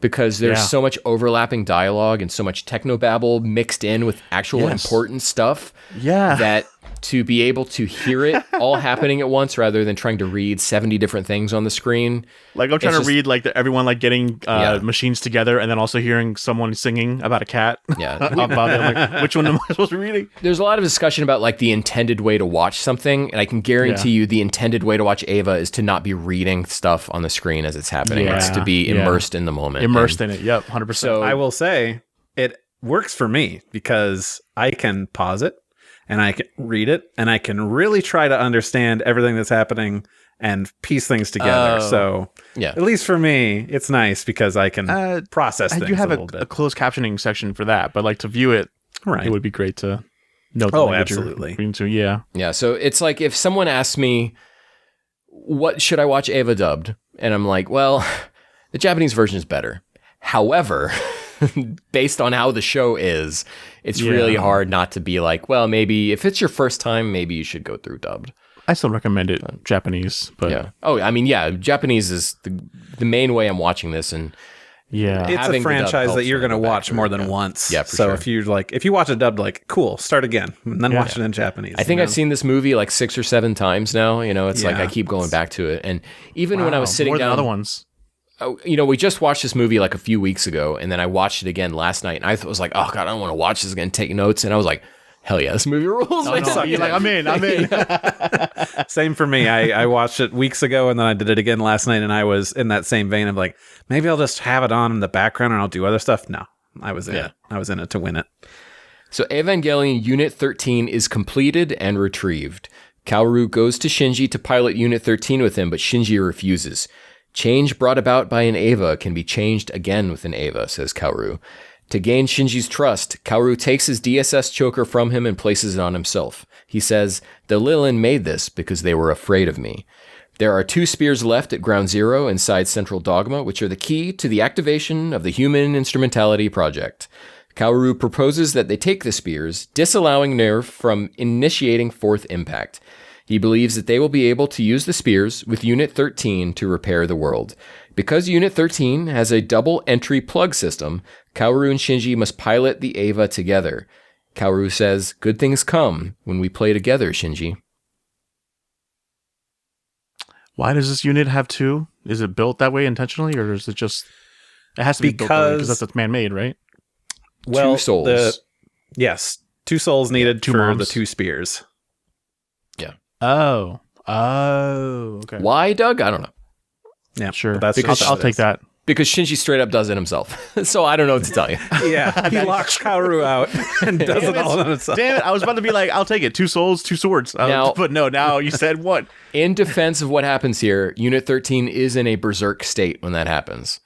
True. That's true. So yeah. And both pilots are still there. It's just that Shinji takes away Kaoru's ability to move the arms and legs. Yeah. Okay. Why? Okay. Oh, I want to get back to before I lost this train of thought with Rey. Does the current Rey know? I guess she doesn't know she's a clone. Does she know? She just doesn't care. No, it's not an order. even on her radar. Was that the same as the original Rey was? Like she also didn't know she was a clone and just didn't really care, but then kind of grew human traits or what? So which original Rey? You talking about TV Rey? Because that's different than movie. Shit. Yeah. TV Rey, I'm asking. TV Rey was all she also. TV Rey was much more disconnected than movie. Yeah. 2 Rey. Yeah. I think this Rey seeing the original Rey is very like trippy for her. It must be. It must awaken something in her, right? Possibly. It begins her questioning. Okay. Right. Exactly. Okay. Randy, I'm sorry. I kept stepping over to you. Did you have too. anything else sorry, you wanted to Randy. say? I don't have anything else to add to that because we did cover it all, and my brain is just going to go into an entirely different tangent. Gotcha. So that's okay. Okay. That's a reminder. That's why I want to before I forget. I wanted to spit it out, but So they get into Unit 13 is recovered. Is that just fancy word? Like it just means that they got it. They went into it. I said is completed. Well, they and take it out of. They take it out of its quickening core, I guess. I don't know. Okay, so it was cooking. Yes. Yeah. They cook them now these days, you hear. Now, Doug, you may ask, isn't it convenient that this was ready just as all this was going on, and it's all according to plan? Okay, Kaku. Yeah. So Gendo knew when Unit 13 was going to be completed, and so then that's when, the way I read it, is that's when he started to pressure Ville to a point where they were going to need to go get Unit 1 and Shinji out. Oh, okay. I like that. Because remember, it's like a couple of hours after they've taken Shinji out, and then they attack and take Shinji. Yeah. Well, I mean, I'm sure they're monitoring Shinji at all times. So when Ville went to go get him out, they're like immediately, but also that too. Yeah. They must have been on the ready. So why are they working with Kaoru? Why is like it's Seele and Kaoru? They're somehow connected or whatever. They're on the same path. Kaoru is But then Seilei's boy, they say. Seilei's, yeah, and then they let Gendo borrow him. / have him there to make sure that things go according to their plan. Yeah. Right. Because he's needed to pilot Unit 13. And so Gendo's like, yeah, sure, I'll use him to do the plan. Yeah, he was part of Seilei's script that is currently being rewritten. Okay. Yeah, that's okay, like they said, and then yeah. But does Gendo know what Kaoru is, or has to know. Yeah. He has to know. Is he is he thinking? No, it's not. He's thinking. Does Seele think that Gendo knows what they know, or does Seele think that Gendo's oblivious to that fact? I think Seile doesn't care. Not anymore. Yeah, everything's in gone motion. so far. Really... Yep, there's nothing that can deviate this past what they want. So they're like, whatever, man. You do what you want to do. Doug, it's like in Breaking Bad when Walt says, "There's no stopping this train," and then the episode ends, and the next episode is a train heist. It's kind of like that. It's inevitable. Like poetry. Yeah. It rhymes. Breaking Bad. Check it out. You may have heard of it. Okay. All right. So as Shinji and Kaoru enter and activate Unit 13, Ville is immediately notified. Unit 13 descends into Central Dogma with Rei in Adam's vessel, the Mark 9. Shinji resents Rei's presence, stating that she isn't Ayanami. The walls of the shaft leading to Central Dogma are lined with, quote, the ones that failed to become infinities, who appear as solid red Eva units. Again, they're bisected, so it's something carved out this shaft through all of these bodies known as the failures of infinities. Which, if you notice, they are all like red versions of Unit 1 without heads. Yeah. Which we may have seen in that special thing we watched and were confused by. Oh, yeah. The three arrive at, quote, Lilith's seal, which has prevented anyone from entering Central Dogma these past 4 years. Shinji and Kaoru synchronize and breach the seal with Rei behind them. How? By just descending. How? It's just because they synchronize in Unit 13. Yeah. Right. Because Super Saiyan 4 can withstand 6,000 Kelvin. Yeah. Right. And Unit 13, Kaoru explains, was specifically designed to pierce this barrier. Nothing has been down here in the last 14 years. Yeah. So. And that's where when he says the last 14 years, that's where we draw from the idea that Third Impact was also 14 years ago, as we know near Third Impact was. So that's how we know there's a very tight time frame in between these two separate events. Okay. At the bottommost level of Central Dogma, the ground zero of the Third Impact, they find Lilith's headless corpse with 2 spears sticking out of it, piercing both Lilith's body and an Eva Mark 6 sticking out of it. Quote, the sad end of the unit altered by the Lilin to function autonomously. Kaoru identifies these spears they must retrieve as Longinus and Cassius, as 2 souls are needed to retrieve the 2 spears.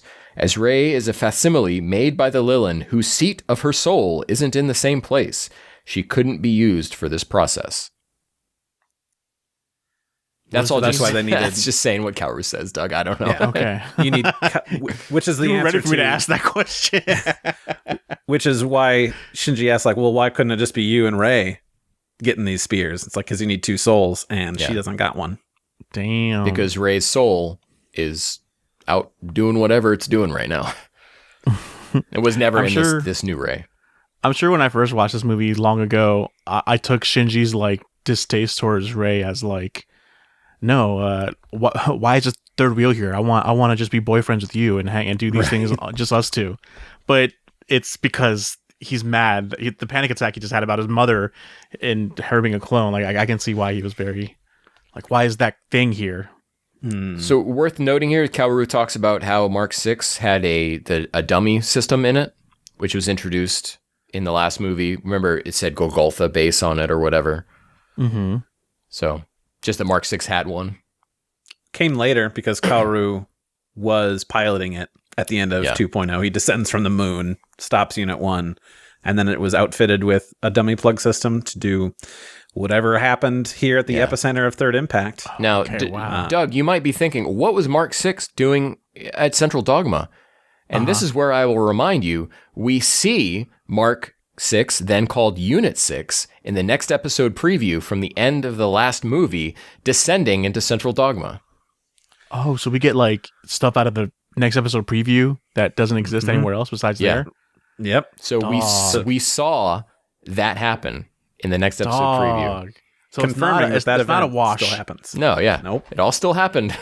We just have to figure out where it happened and when. Damn. That's wild. Okay.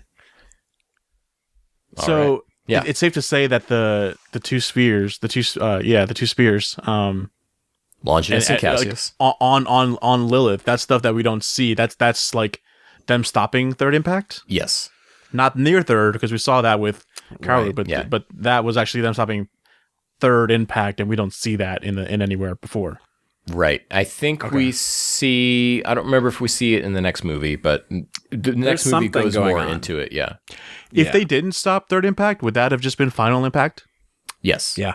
Yeah. Okay. So it's just given a name retroactively, like Super Right. Saiyan 2.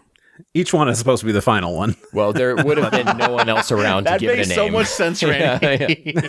That's why I hate all these like first, second. Have you played Death Stranding, Doug? Oh my god, no. Okay. So should. we're talking about extinction events. You should play that game. Yeah. Hideo Kojima and Anno share a lot of similarities. I wouldn't be surprised to learn that Kojima is a big Ava fan. I don't know Yeah, if that's yeah. ever been. They need to work Covered together before, on something, yeah. man. That'd be incredible. My mind would be goo at whatever the end of that Yeah. is. Oh, dude! If they scanned Anno to be like one of the preppers in the next game, hell yeah, dude! Ooh. You know Kojima's scanning everyone he ever meets now. So Oh yeah, Timothy Chalamet shows up. They're like, yeah. get that man in Get the scanner. get in the seat. Yeah. Get in that scanner. You know, people forget they had Conan O'Brien in the last game. Yeah, Who showed up in Japan for like a bit. Went to Kojima So Productions and they were like, "Hey, scan him, put him in the game." Get him in there. Love that. As Unit 13 approaches Lilith's corpse, Kaoru smells that something is amiss. He believes the two spears have changed shape to resemble each other. Both spears, apparently now Longinus. As Kaoru thinks, Unit 2 attacks. Shinji defiantly states that he will change the world with this Eva. Rei intervenes and attacks Asuka as Mari also enters the fray. Shinji and Asuka argue about taking the spears, only making Shinji angrier. Kaoru continues to think over what he's seen, the two identical spears. So that's your plan, Lilin. Mari declares that Rei's original was a lot easier to get along with. Asuka continues to press Shinji, but Unit 2 runs out of battery. Shinji moves forward to Lilith's corpse by himself as Kaoru pleads for him to stop. Wow. So this is where we get the line about Mari, who, if you don't think too hard about it, it might just seem like she's talking about the Rei that we already know. Right. But Mari never knew that Rei. Marin, yeah, she didn't. Damn. I have a question. Crazy. Just a selfish thing. I had not put those two things together until my watch a month ago, and it blew my whole bonkers brain. And I like screen capped it, and I threw it in the thing. And I'm like, when you guys watch this, let me know what you think about this. Did you already put 2 and 2 together for that, or was this a new revelation? The Mari line? Yeah. That was literally last night. He realized. Oh, that you- last night. As I was just going put through it- for my notes, I was like, the Interesting, original. 'cause, Wait, yeah. she never met her. Oh, Yeah. the photograph. Do you remember when I dropped that screen cap? I'm like, remember this, think No, about it. I remember when you did that, but I forgot what scene it was or whatever by because it then. had been a month ago. Yeah. But yeah, I was just like, that was my time. I was like, whoa, she never talked to Ray. That's so cool. A movie like this, the way I watched it last night, took me 3 hours going through it, pausing, rewinding, Pausing it. taking notes, and it really unlocked the puzzle of this movie and how much is hidden in the details, which of course we're going over for you, the listener. Tell your friends now. So It is super interesting how much of a backseat Mari kind of takes in this movie too. Like seeing as I thought she played like a much bigger role. Like I remember her playing a much bigger role, but she's really backseat to Asuka in almost everything. Like she's like the sniper in the background and just but the line she throws out, like the one you just said, it's huge. yeah, she knows a lot more than she's supposed to at her age. But does that even affect anything really? Like I feel like that doesn't even change the story or anything. We'll talk about it in the next movie. That just adds more lore. God dang it. More mysteries. That's what Ava's all about. Yeah, this is an ongoing story. I love every time I think of whenever Kaoru was like, oh man, that something seems off. I just keep thinking about the Mega 64 5-minute video where it's like, oh, the old switcheroo. Yeah, I wrote that in here. Kaoru falls for the old switcheroo. So you may be wondering, how did they have two spears of Longinus? In End of Eva, the movie titled End of Eva, Doug, not the end of Eva. I'm with you. We see that humanity has the ability to produce their own spears of Longinus. Okay. I kind of recollect that. Like, we can make. They made their another one before. Okay. Now the why of all of this is still not clear. Yeah. Do we have a why as to why it's bad that they're both that? No, we just know that was not what Kaoru was expecting. He was expecting to find Longinus and Cassius down there. But Gendo was. Gendo knew that there was going to be two Longinuses down there. Right. He probably was one that did that. Okay. Yeah. Well, So nobody's been down here in whatever 14 that years. reason is, that is what shifts it into Gendo's plan as opposed to Seilei's plan. Yeah. And it should be, we should remind you that Cassius was used to stop near third impact. So we have seen Cassius. We just don't know where it is right now. Okay. Shinji berserkizes Unit 13 and disconnects Kaoru's control systems. Desperate to fix the world and find salvation, he stands atop Mark 6. Unit 13 doesn't have an AT field for some reason, so it absorbs Mari's attacks. By himself, Shinji in Unit 13 retrieves both spears, and Lilith's corpse explodes, both at Ground Zero and the head in front of Gendo. Mark 6 remains, identified as a pattern blue, the 12th angel. Under orders, Rey decapitates Mark 6, freeing the 12th angel from it as it encapsulates Unit 13. Rey looks onward at the angel as it forms something resembling her face. What? So this is continuing what happened at Third Impact, which we have to kind of think backwards and take some stuff apart. So Unit 6, which was the blue Ava that Kaoru piloted to stop Unit 1 at the end of the last movie, at some point went into Central Dogma, encountered the 12th angel. No, it encountered the 12th angel first. Okay. Because when it's descending in that next episode preview, we see it already has the halo. Oh, true. So at some point, encountered the 12th angel. Whatever happens, the 12th angel infects Unit 6, much like how that one infected Unit 3 that Asuka was in. Presumably, Kaoru was not in Unit 6 as it was being operated by the dummy system as well. Right. So now Unit 6 is just kind of a shell that holds the 12th angel. That's what was going on there. Went and did some stuff with Lilith down in the basement. Third Impact starts. They use 2 spears to stop it. And so now they're kind of held in this suspended thing. So now that Lilith has kind of exploded, Unit 6 is now free and is just kind of twisting and moving around because it's, just an empty husk with this weird angel swimming around in it. Rey decapitates it to free it.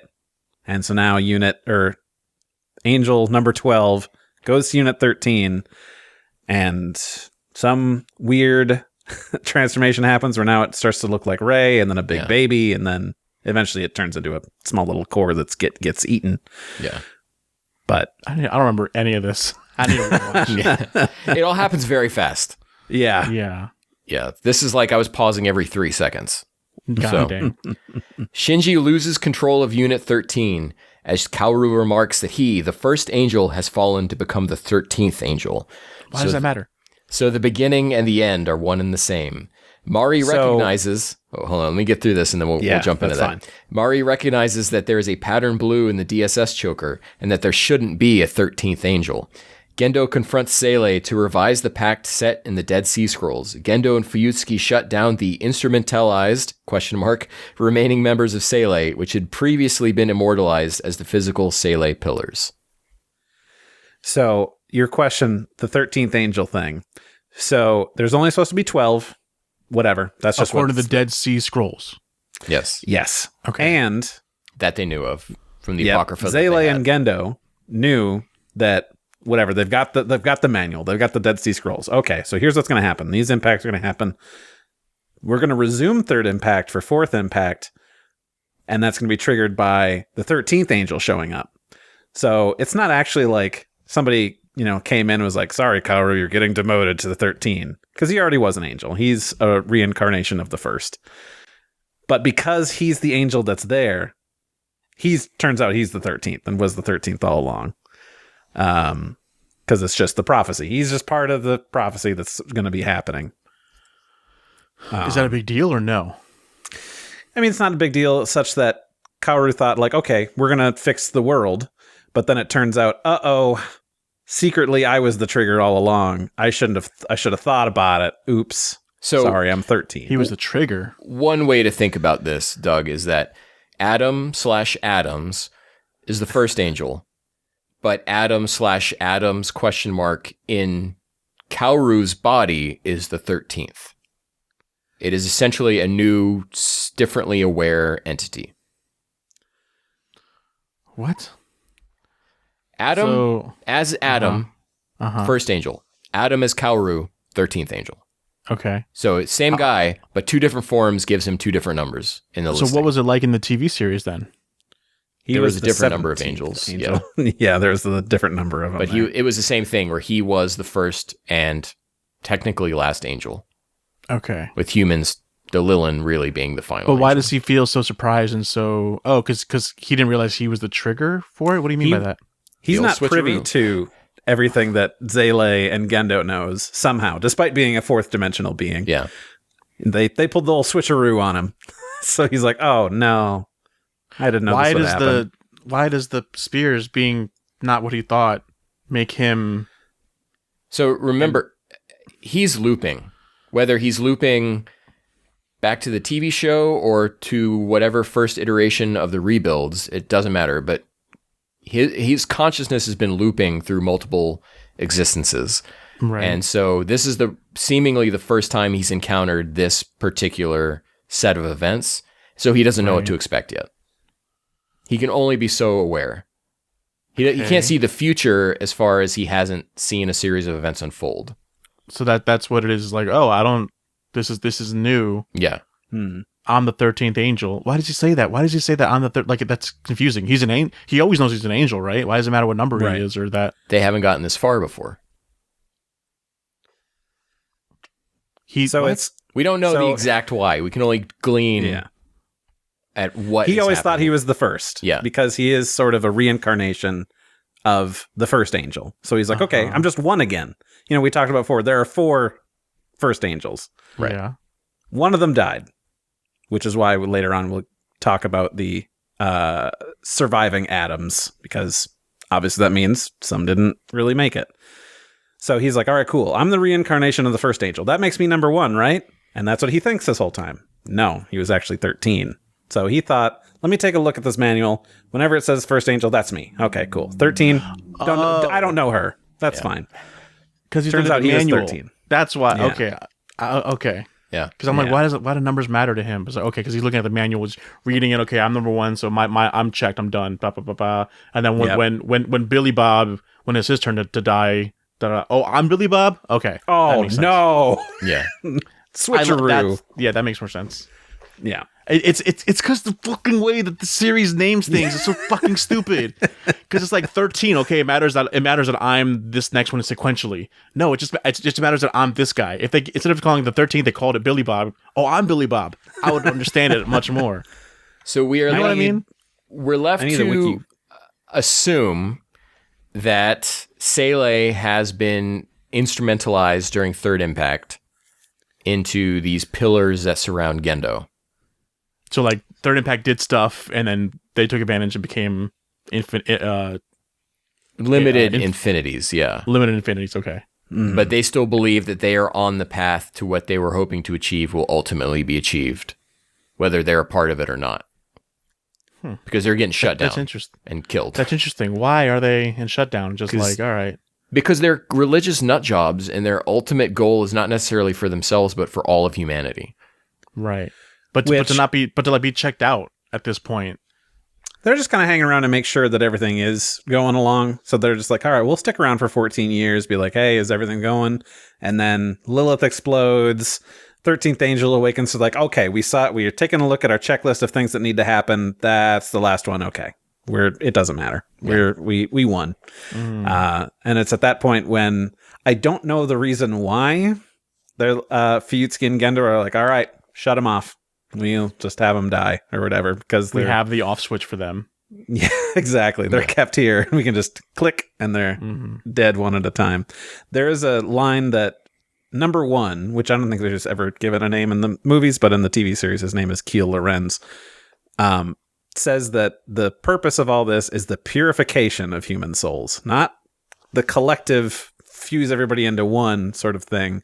So there is a slight difference in what their goals are, which is like, it's a weird, he says the peaceful purification of human souls. So if that's supposed to be several layers of whatever, to be like, oh well, purification means becoming a divine being, and to be a divine being we all got to merge in one, whatever. It could still mean the same thing.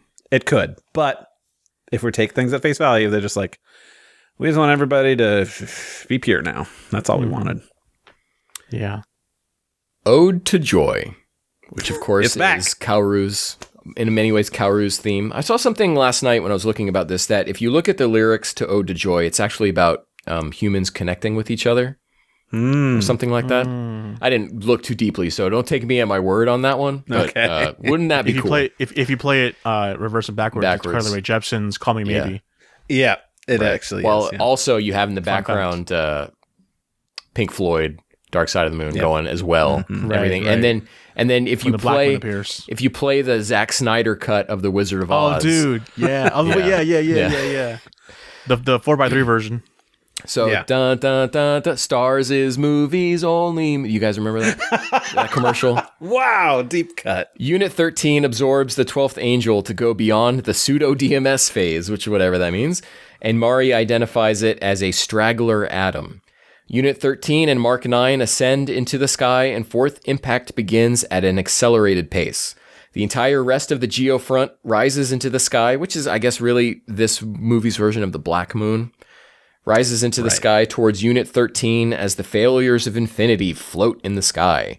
Kaoru's choker activates as the Wunder slams into Unit 13 at full speed. Rey loses control of the Mark 9 as Adam's vessel, plural possessive, as the original master of the Wunder, attempts to retake control of the ship from Unit 1. As Shinji tries to take control of Unit 1. No. Right? No, The original? Shinji is in Unit 13. Yeah, he's Mark busy. 9. Yeah, Yeah, he's busy currently right now. riding. Yeah. He's currently riding on the front of the Wunder. yeah. You said the original owner of...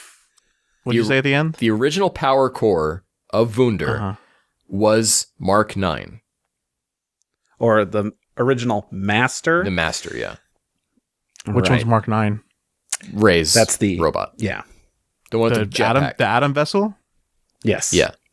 Oh my god. Why is it three things?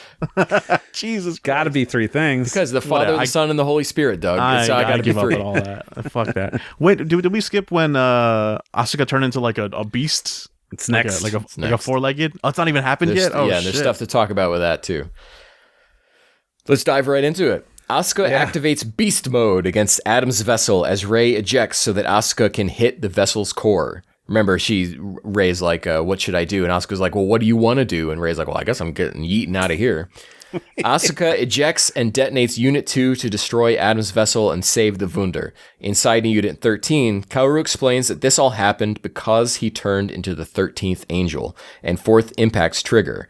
Kaoru offers to close the doors of Guff so that Shinji no longer needs to worry, and he rams one of the spears into Unit 13's chest. And again, only Shinji feels this because Kaoru is disconnected from that, but can still operate on it. He's a god. As he inserts the second spear into Unit 13, his choker activates and his head explodes into brain stew. Unit 13 falls out of the sky, but the doors of Guff haven't closed yet. Oh, they didn't? Nope. They're still opening and impact's still happening. Dude, what a scene of his head exploding. Like, just does such a good job of showing what it must have been like for Shinji to witness that. Reminding us that we are in two separate plugs, because we see the plugs crisscross as they're entering in. So they're in two separate places, but they've got screens so they can see each other. And of course, before everything happens, Shinji is like pounding on an invisible wall because we just see the screens. But it's like, okay. So Yeah, you see the bits gut-wrenching. dripping down off of it. Because he's smiling and he's like leaving Shinji with like a positive message or whatever. Like He's like, well, I guess I'll see you again. I'll see you All next right, time. where's that next loop? I'll wake up out of the sixth casket this time. But for Shinji, it's like, what the fuck are you talking about? And then just like, Yeah. wow. And that's because Misato is pushing the button, right? Like it's not a proximity thing, right? I mean, it's a proximity thing to activate it, but you have to activate it to set it off. There are two things people are theorize. One, Misato is pressing the button, being like, okay, I got to kill Shinji because she doesn't know it's on Kaoru's neck. Mm-hmm. Or because we do see when they're setting up the choker, they're showing all of the functions that it has. And one of the functions, or a few of them, are the awakening analysis mode activated, which means it can sense when an awakening happens, which is what happens to Unit 13. It starts glowing red and stuff, turns white. So it's seen that. It's activated. So it's just kind of like, okay, the awakenings happen. It's on auto mode. It's going to blow up. Right. Where Misato didn't have any input. It's just on auto. Okay, I can see that. Up to you to decide. Did she press the button and I was willing to kill Shinji, or is it on auto and that's what happened? I think Misato did because of how long the whatever the spears or whatever around his neck just are on. Like it looks like it's just waiting for someone to hit go. You know, like so it's like activated, and then so the things appear on his neck.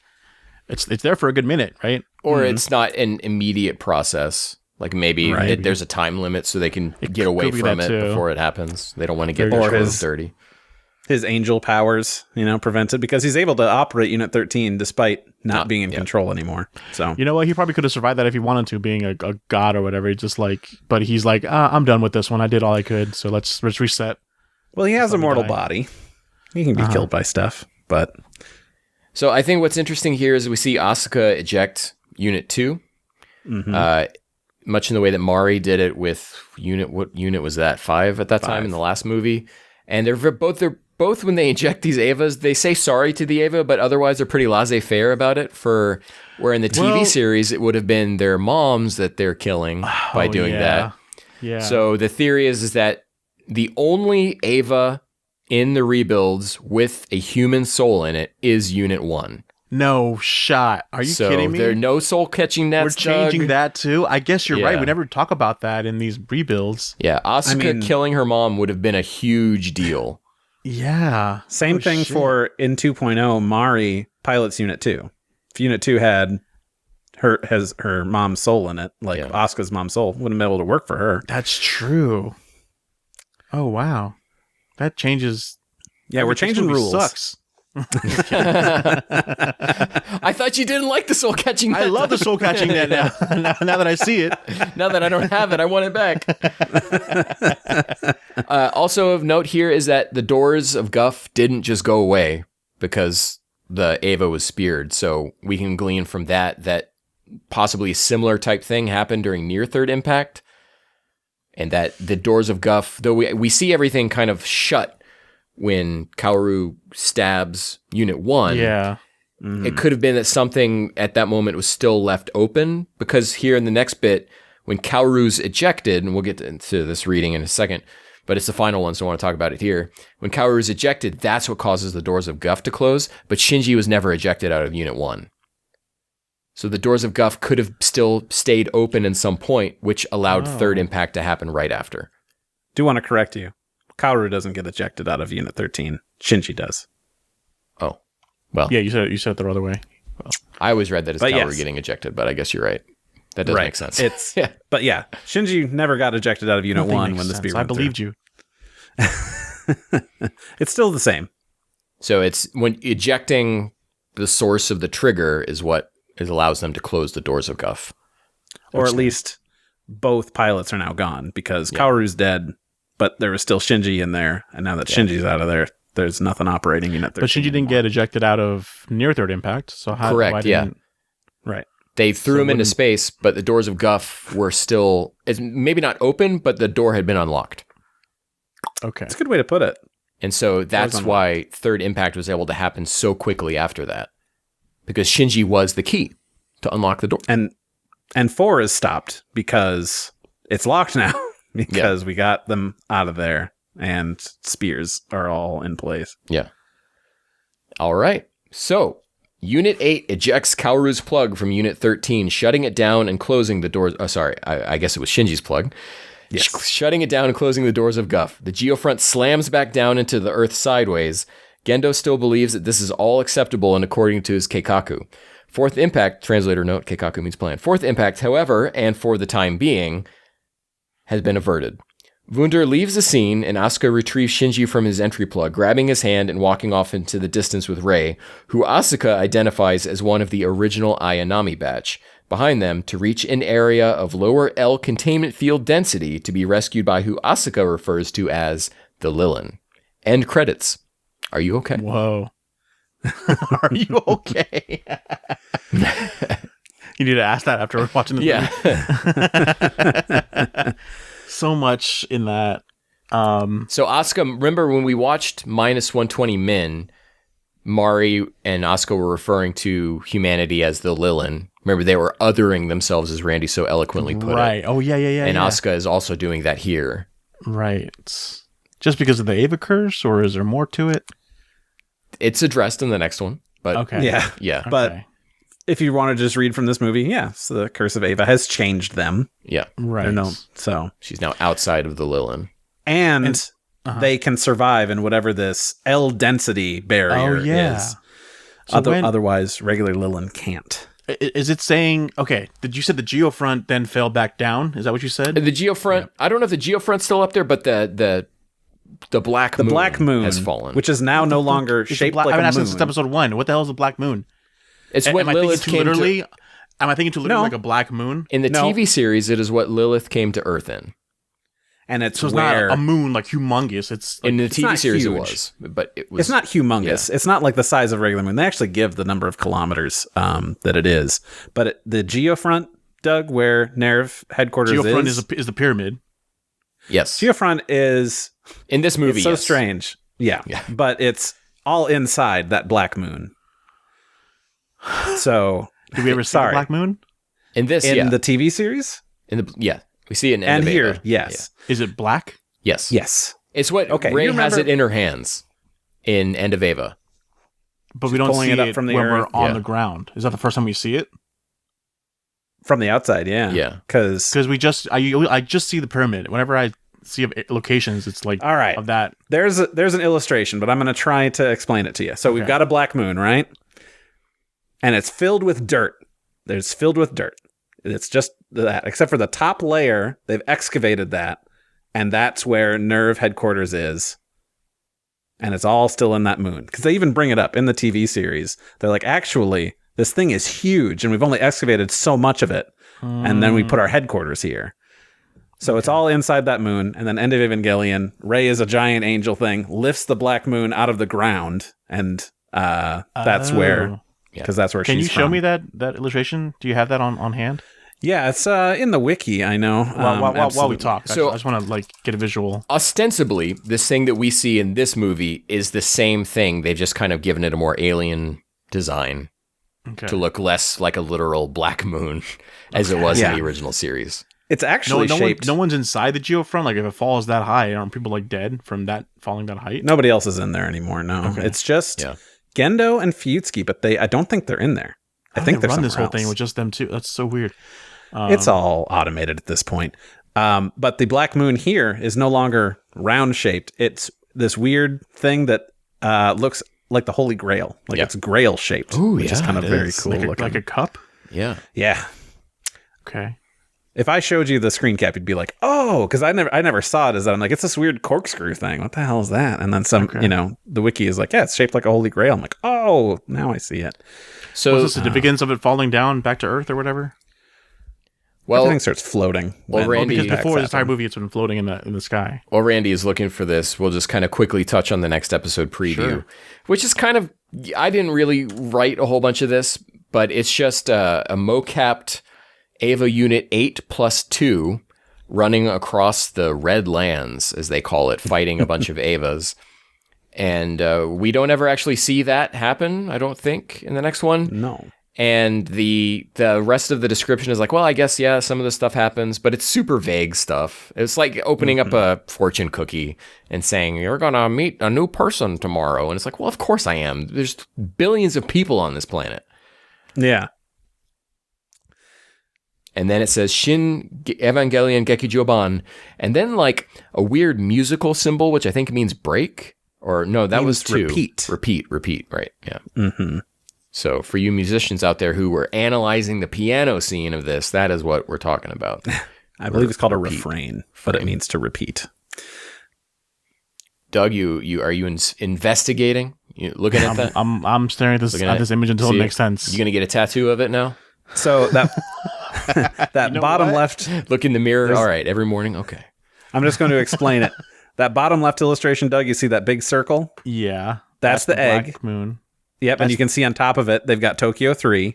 Right. And then that 5 kilometers thing right there, that's zoomed in. That's what you see at the top. Right, that's the geofront. And that's where you can see the headquarters building. Right, Nerve HQ building is just on that very top of the iceberg. Yep. Otherwise, that entire moon is just filled with dirt. So where's the elevator? It's not shown on here, but you see on the bottom left where it shows the little carve out of the 5 kilometers. Yeah. That elevator would go burp straight down into the center towards the bottom. Too. Unknown. Yeah. Okay. It's not shown in that illustration. What's the picture of the Earth on the bottom right? That's not the Earth. That is what you see. It's top down looking at the geofront, which is there's a bunch of forest, there's a lake, there's some hills, some other structures, and then there's down there. Yeah, and that's is that where the melons is? Yeah, it's all underground. Tokyo 3 is above ground, and everything Nerve HQ and stuff is underground. It's just been carved out, and they've got all these holes in the ceiling, and they've got these buildings that are just mirrors that reflect sunlight down into it. Yeah, which is why it's illuminated to look like it's outside. For fuck's sake! All right, Doug, let's talk about what happened during those 14 years, based on what this movie tells us. Yeah, I'm excited. Shinji initiated Third Impact by opening the doors of Guff. Kaoru intervened with the Spear of Cassius, halting Third Impact for the time being and trapping Shinji and Rei inside Unit 1. However, Shinji had already unlocked the key to Third Impact by unlocking the doors of Guff in the first place. At some point, Unit 01 was placed in orbit. Shortly after, the 11th Angel appeared and was defeated. Like literally of no note. Nope. Right. It's just the next checklist on the Dead Sea Scrolls. Okay. Kaoru's Mark 6 was given an autonomous control system, dummy system, and at some point was taken over by the 12th Angel. Not too long after near Third Impact, Mark 6 descended into Central Dogma, as seen in 2.0's next episode preview, and fused with Lilith to continue Third Impact, possible only because Shinji had initiated it in the first place.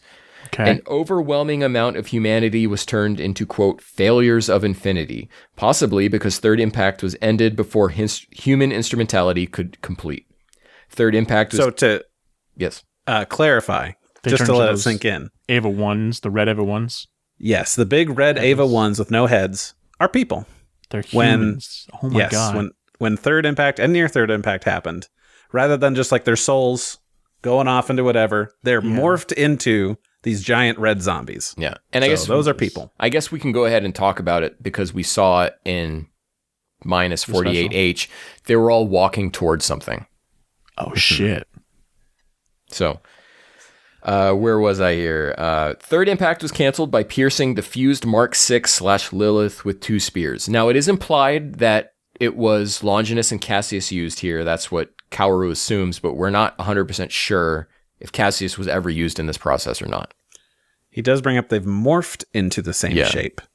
So they are strange tools, of the first ancestral race. Who knows how they work, but for whatever reason, they've now both become Longinus spears. So Misato and most of Nerve broke from Nerve to form Ville.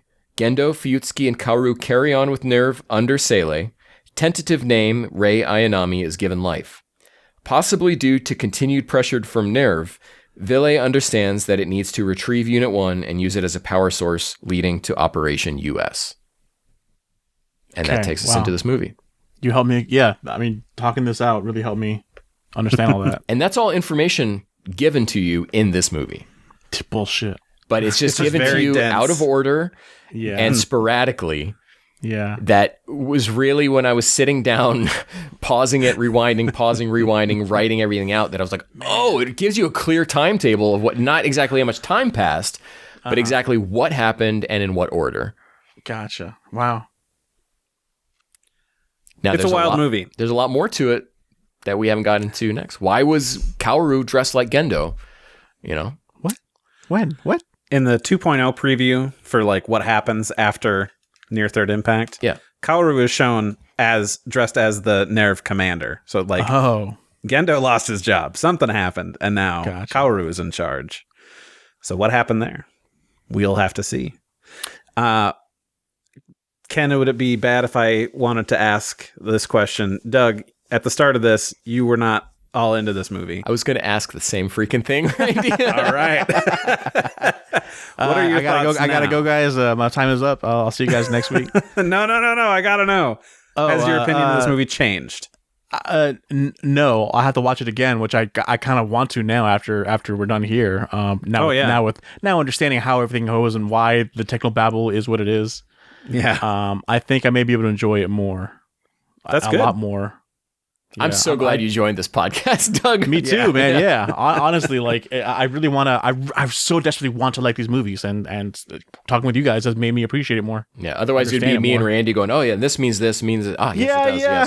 Yes. Oh yes. Yes. We're just in our leather chairs with our cigars, like, yes, of course, indubitably. Yeah. Remember- The black moon turned into the white moon. Yeah, of course, as one does. So, of course. We put out a call, as we do on some of these podcasts. We put out a call for listener thoughts here. Let me do a quick refresh on this tweet here. And so our first person who replied was Jacob Sawyer, always replying here. Unfortunately, he was replying about the wrong movie. No, what was he But, replying about? We'll go ahead. He was replying about the Dragon next Ball movie. Resurrection F? Oh, okay. He was replying about the next movie, and then when Randy brought this up, that he might have been confused, Jacob just says, "Oh, well, there you go." Perfect Jacob answer. Thanks, man. Yeah, Jacob, I think that was hilarious, and I love it. Yeah. Yep. Cracked us all up. Thank you. You're on for the same that. page I am then with confusion. Just don't know. Yeah. Yep. So Austin called Turn Tex Austin 3.333 just edges out to be my favorite of the new theatrical Eva films. Following Shinji in a world where he no longer belongs to is an engaging direction. The dramatic changes in setting and plot compared to the first two films and the TV anime truly opened the door of possibility. And guff. But Yeah. I added that and guff part. And Guff. Oh, yeah. Why in the end of the movie? So they're in the Geofront still, the Asuka, Rei, and Shinji, right? They're No, they are outdoors in. how did that happen? During the battle, they got blown away, far away somewhere, or what? Well, Rey and Asuka ejected from their Avas, went flying. So they went wherever. They're Same in the thing Geofront, for- ejected, and then went where? Well, they're not there anymore So, because that was yeah. that big Holy Grail looking thing. Okay. So they're outside of it. They're just in Japan. Yeah. And on the surface, which has the entire place is kind of turned to core, which is just that red stuff that Yeah. They makes start up an calling that in the next movie. Yeah, That's where that terminology comes from. Okay. right. Coreized land. But it's like they call it like the L juice or whatever. The L density is too high, which Okay. is whatever it is. It's a Lilin thing that like So humans they can't keep they can't get there. It's like you can't breathe or is radiation. Right. Humans can't get there, but because they are no longer Lilin, they can survive it. So they're just going to hoof it until they get to a place where they can get. That's picked up by supposed to thunder. be like confusing at the end. Like, oh, they're not Lilin anymore. What does that mean? Kind Yeah. of, or Yeah. right. okay. The beginning of the next movie goes directly into addressing some of this kind of stuff Okay. right away. Mm-hmm. Okay. So yeah, and at this point, like they're like, Ray, just come on. Like, is that the vibe? Yeah. Yeah. Even though they You were were- just fighting, it's just like, come on. Right. You're all just kind of part of this plan. Whatever. We're just going to get through this together. Shinji leaves the SDAT player in the ground. Well, I mean, he's kind of checked out entirely. But this tentative name, Rei Ayanami, sees it. We don't get to see visually that she picks it up. But It's yeah. she has it in the next movie. So Yeah. yes, exactly. Which is really nice. Yeah, it really Yeah, is. it's almost as I if remember something really has enjoying- changed in Ray. I really remember enjoying this next movie, so I'm gonna be excited to watch that one. Yeah, I mean, this is the most recent movie, so it's the one I've seen the least, Yeah. Yep. and I don't feel like I remember it all that well. So I think it's a lot of like it's a lot less technobabble. That's why I enjoyed it a lot more. Like a lot of it's just like slice of life. So I'm excited to see that. Oh, I don't know about that. I think there's still a lot of babble in this. There is a lot, especially near the end. But Yeah. in the middle, in the smack dab middle, it's very like peaceful. Oh yeah, I love it. Yeah. we don't want to spoil I'm what that means for people who haven't seen it. Right. So I think that's going to about bring us to a close here. Doug, if you happen to watch 3.33 again, please let us know your thoughts for this next one. We're going to try to keep this on pace here. So 2 weeks after this episode, the next one should be out. We're not going to wait 9 years like we easily could. If I hear Jacob laughing during the serious part of this podcast, we're postponing this 3 years. Honestly, I want to get these recorded and done before Yakuza 8 and Final Fantasy Rebirth come out because I don't want to be editing a secondary podcast at that point. So that's got to come out. Yeah. So, and you got to catch up on Crisis Core by then too. So I don't know about that. Do it. I don't know about that, Doug. So, dude, You really you have to. well, anyways, I don't know. We will do another podcast when I play that game, I guess, which is not going to be for a while. We don't need to talk about it. I just want you to play it to appreciate Rebirth more. But whatever. I don't know. I've seen some of that voice acting. Maybe I'd better be best It's off fine. not doing it. Play with He just play it in ate my Japanese. hair.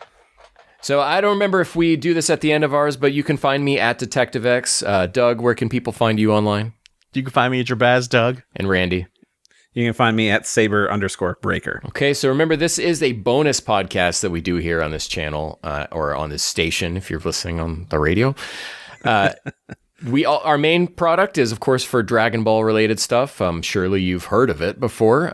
And we've been reviewing Dragon Ball GT. We are almost done. We're almost there. So close. When this comes out, there are only 2 episodes of our GT podcast left. Yeah. So some people say that's the best part of GT. So come check it out. Bittersweet. It's gonna be bittersweet, guys. Yeah. As always, guys, thanks for watching. Next movie is 3.0 plus 1.11 Thrice Upon a Time. Make sure you pick it up at your local retailer. I think, but by the time we're recording, I think it's like on sale for $23 at Target right now. But by the time this comes out, it won't be anymore. So forget I said anything. We'll catch you matanator. Ta-ta. Bye.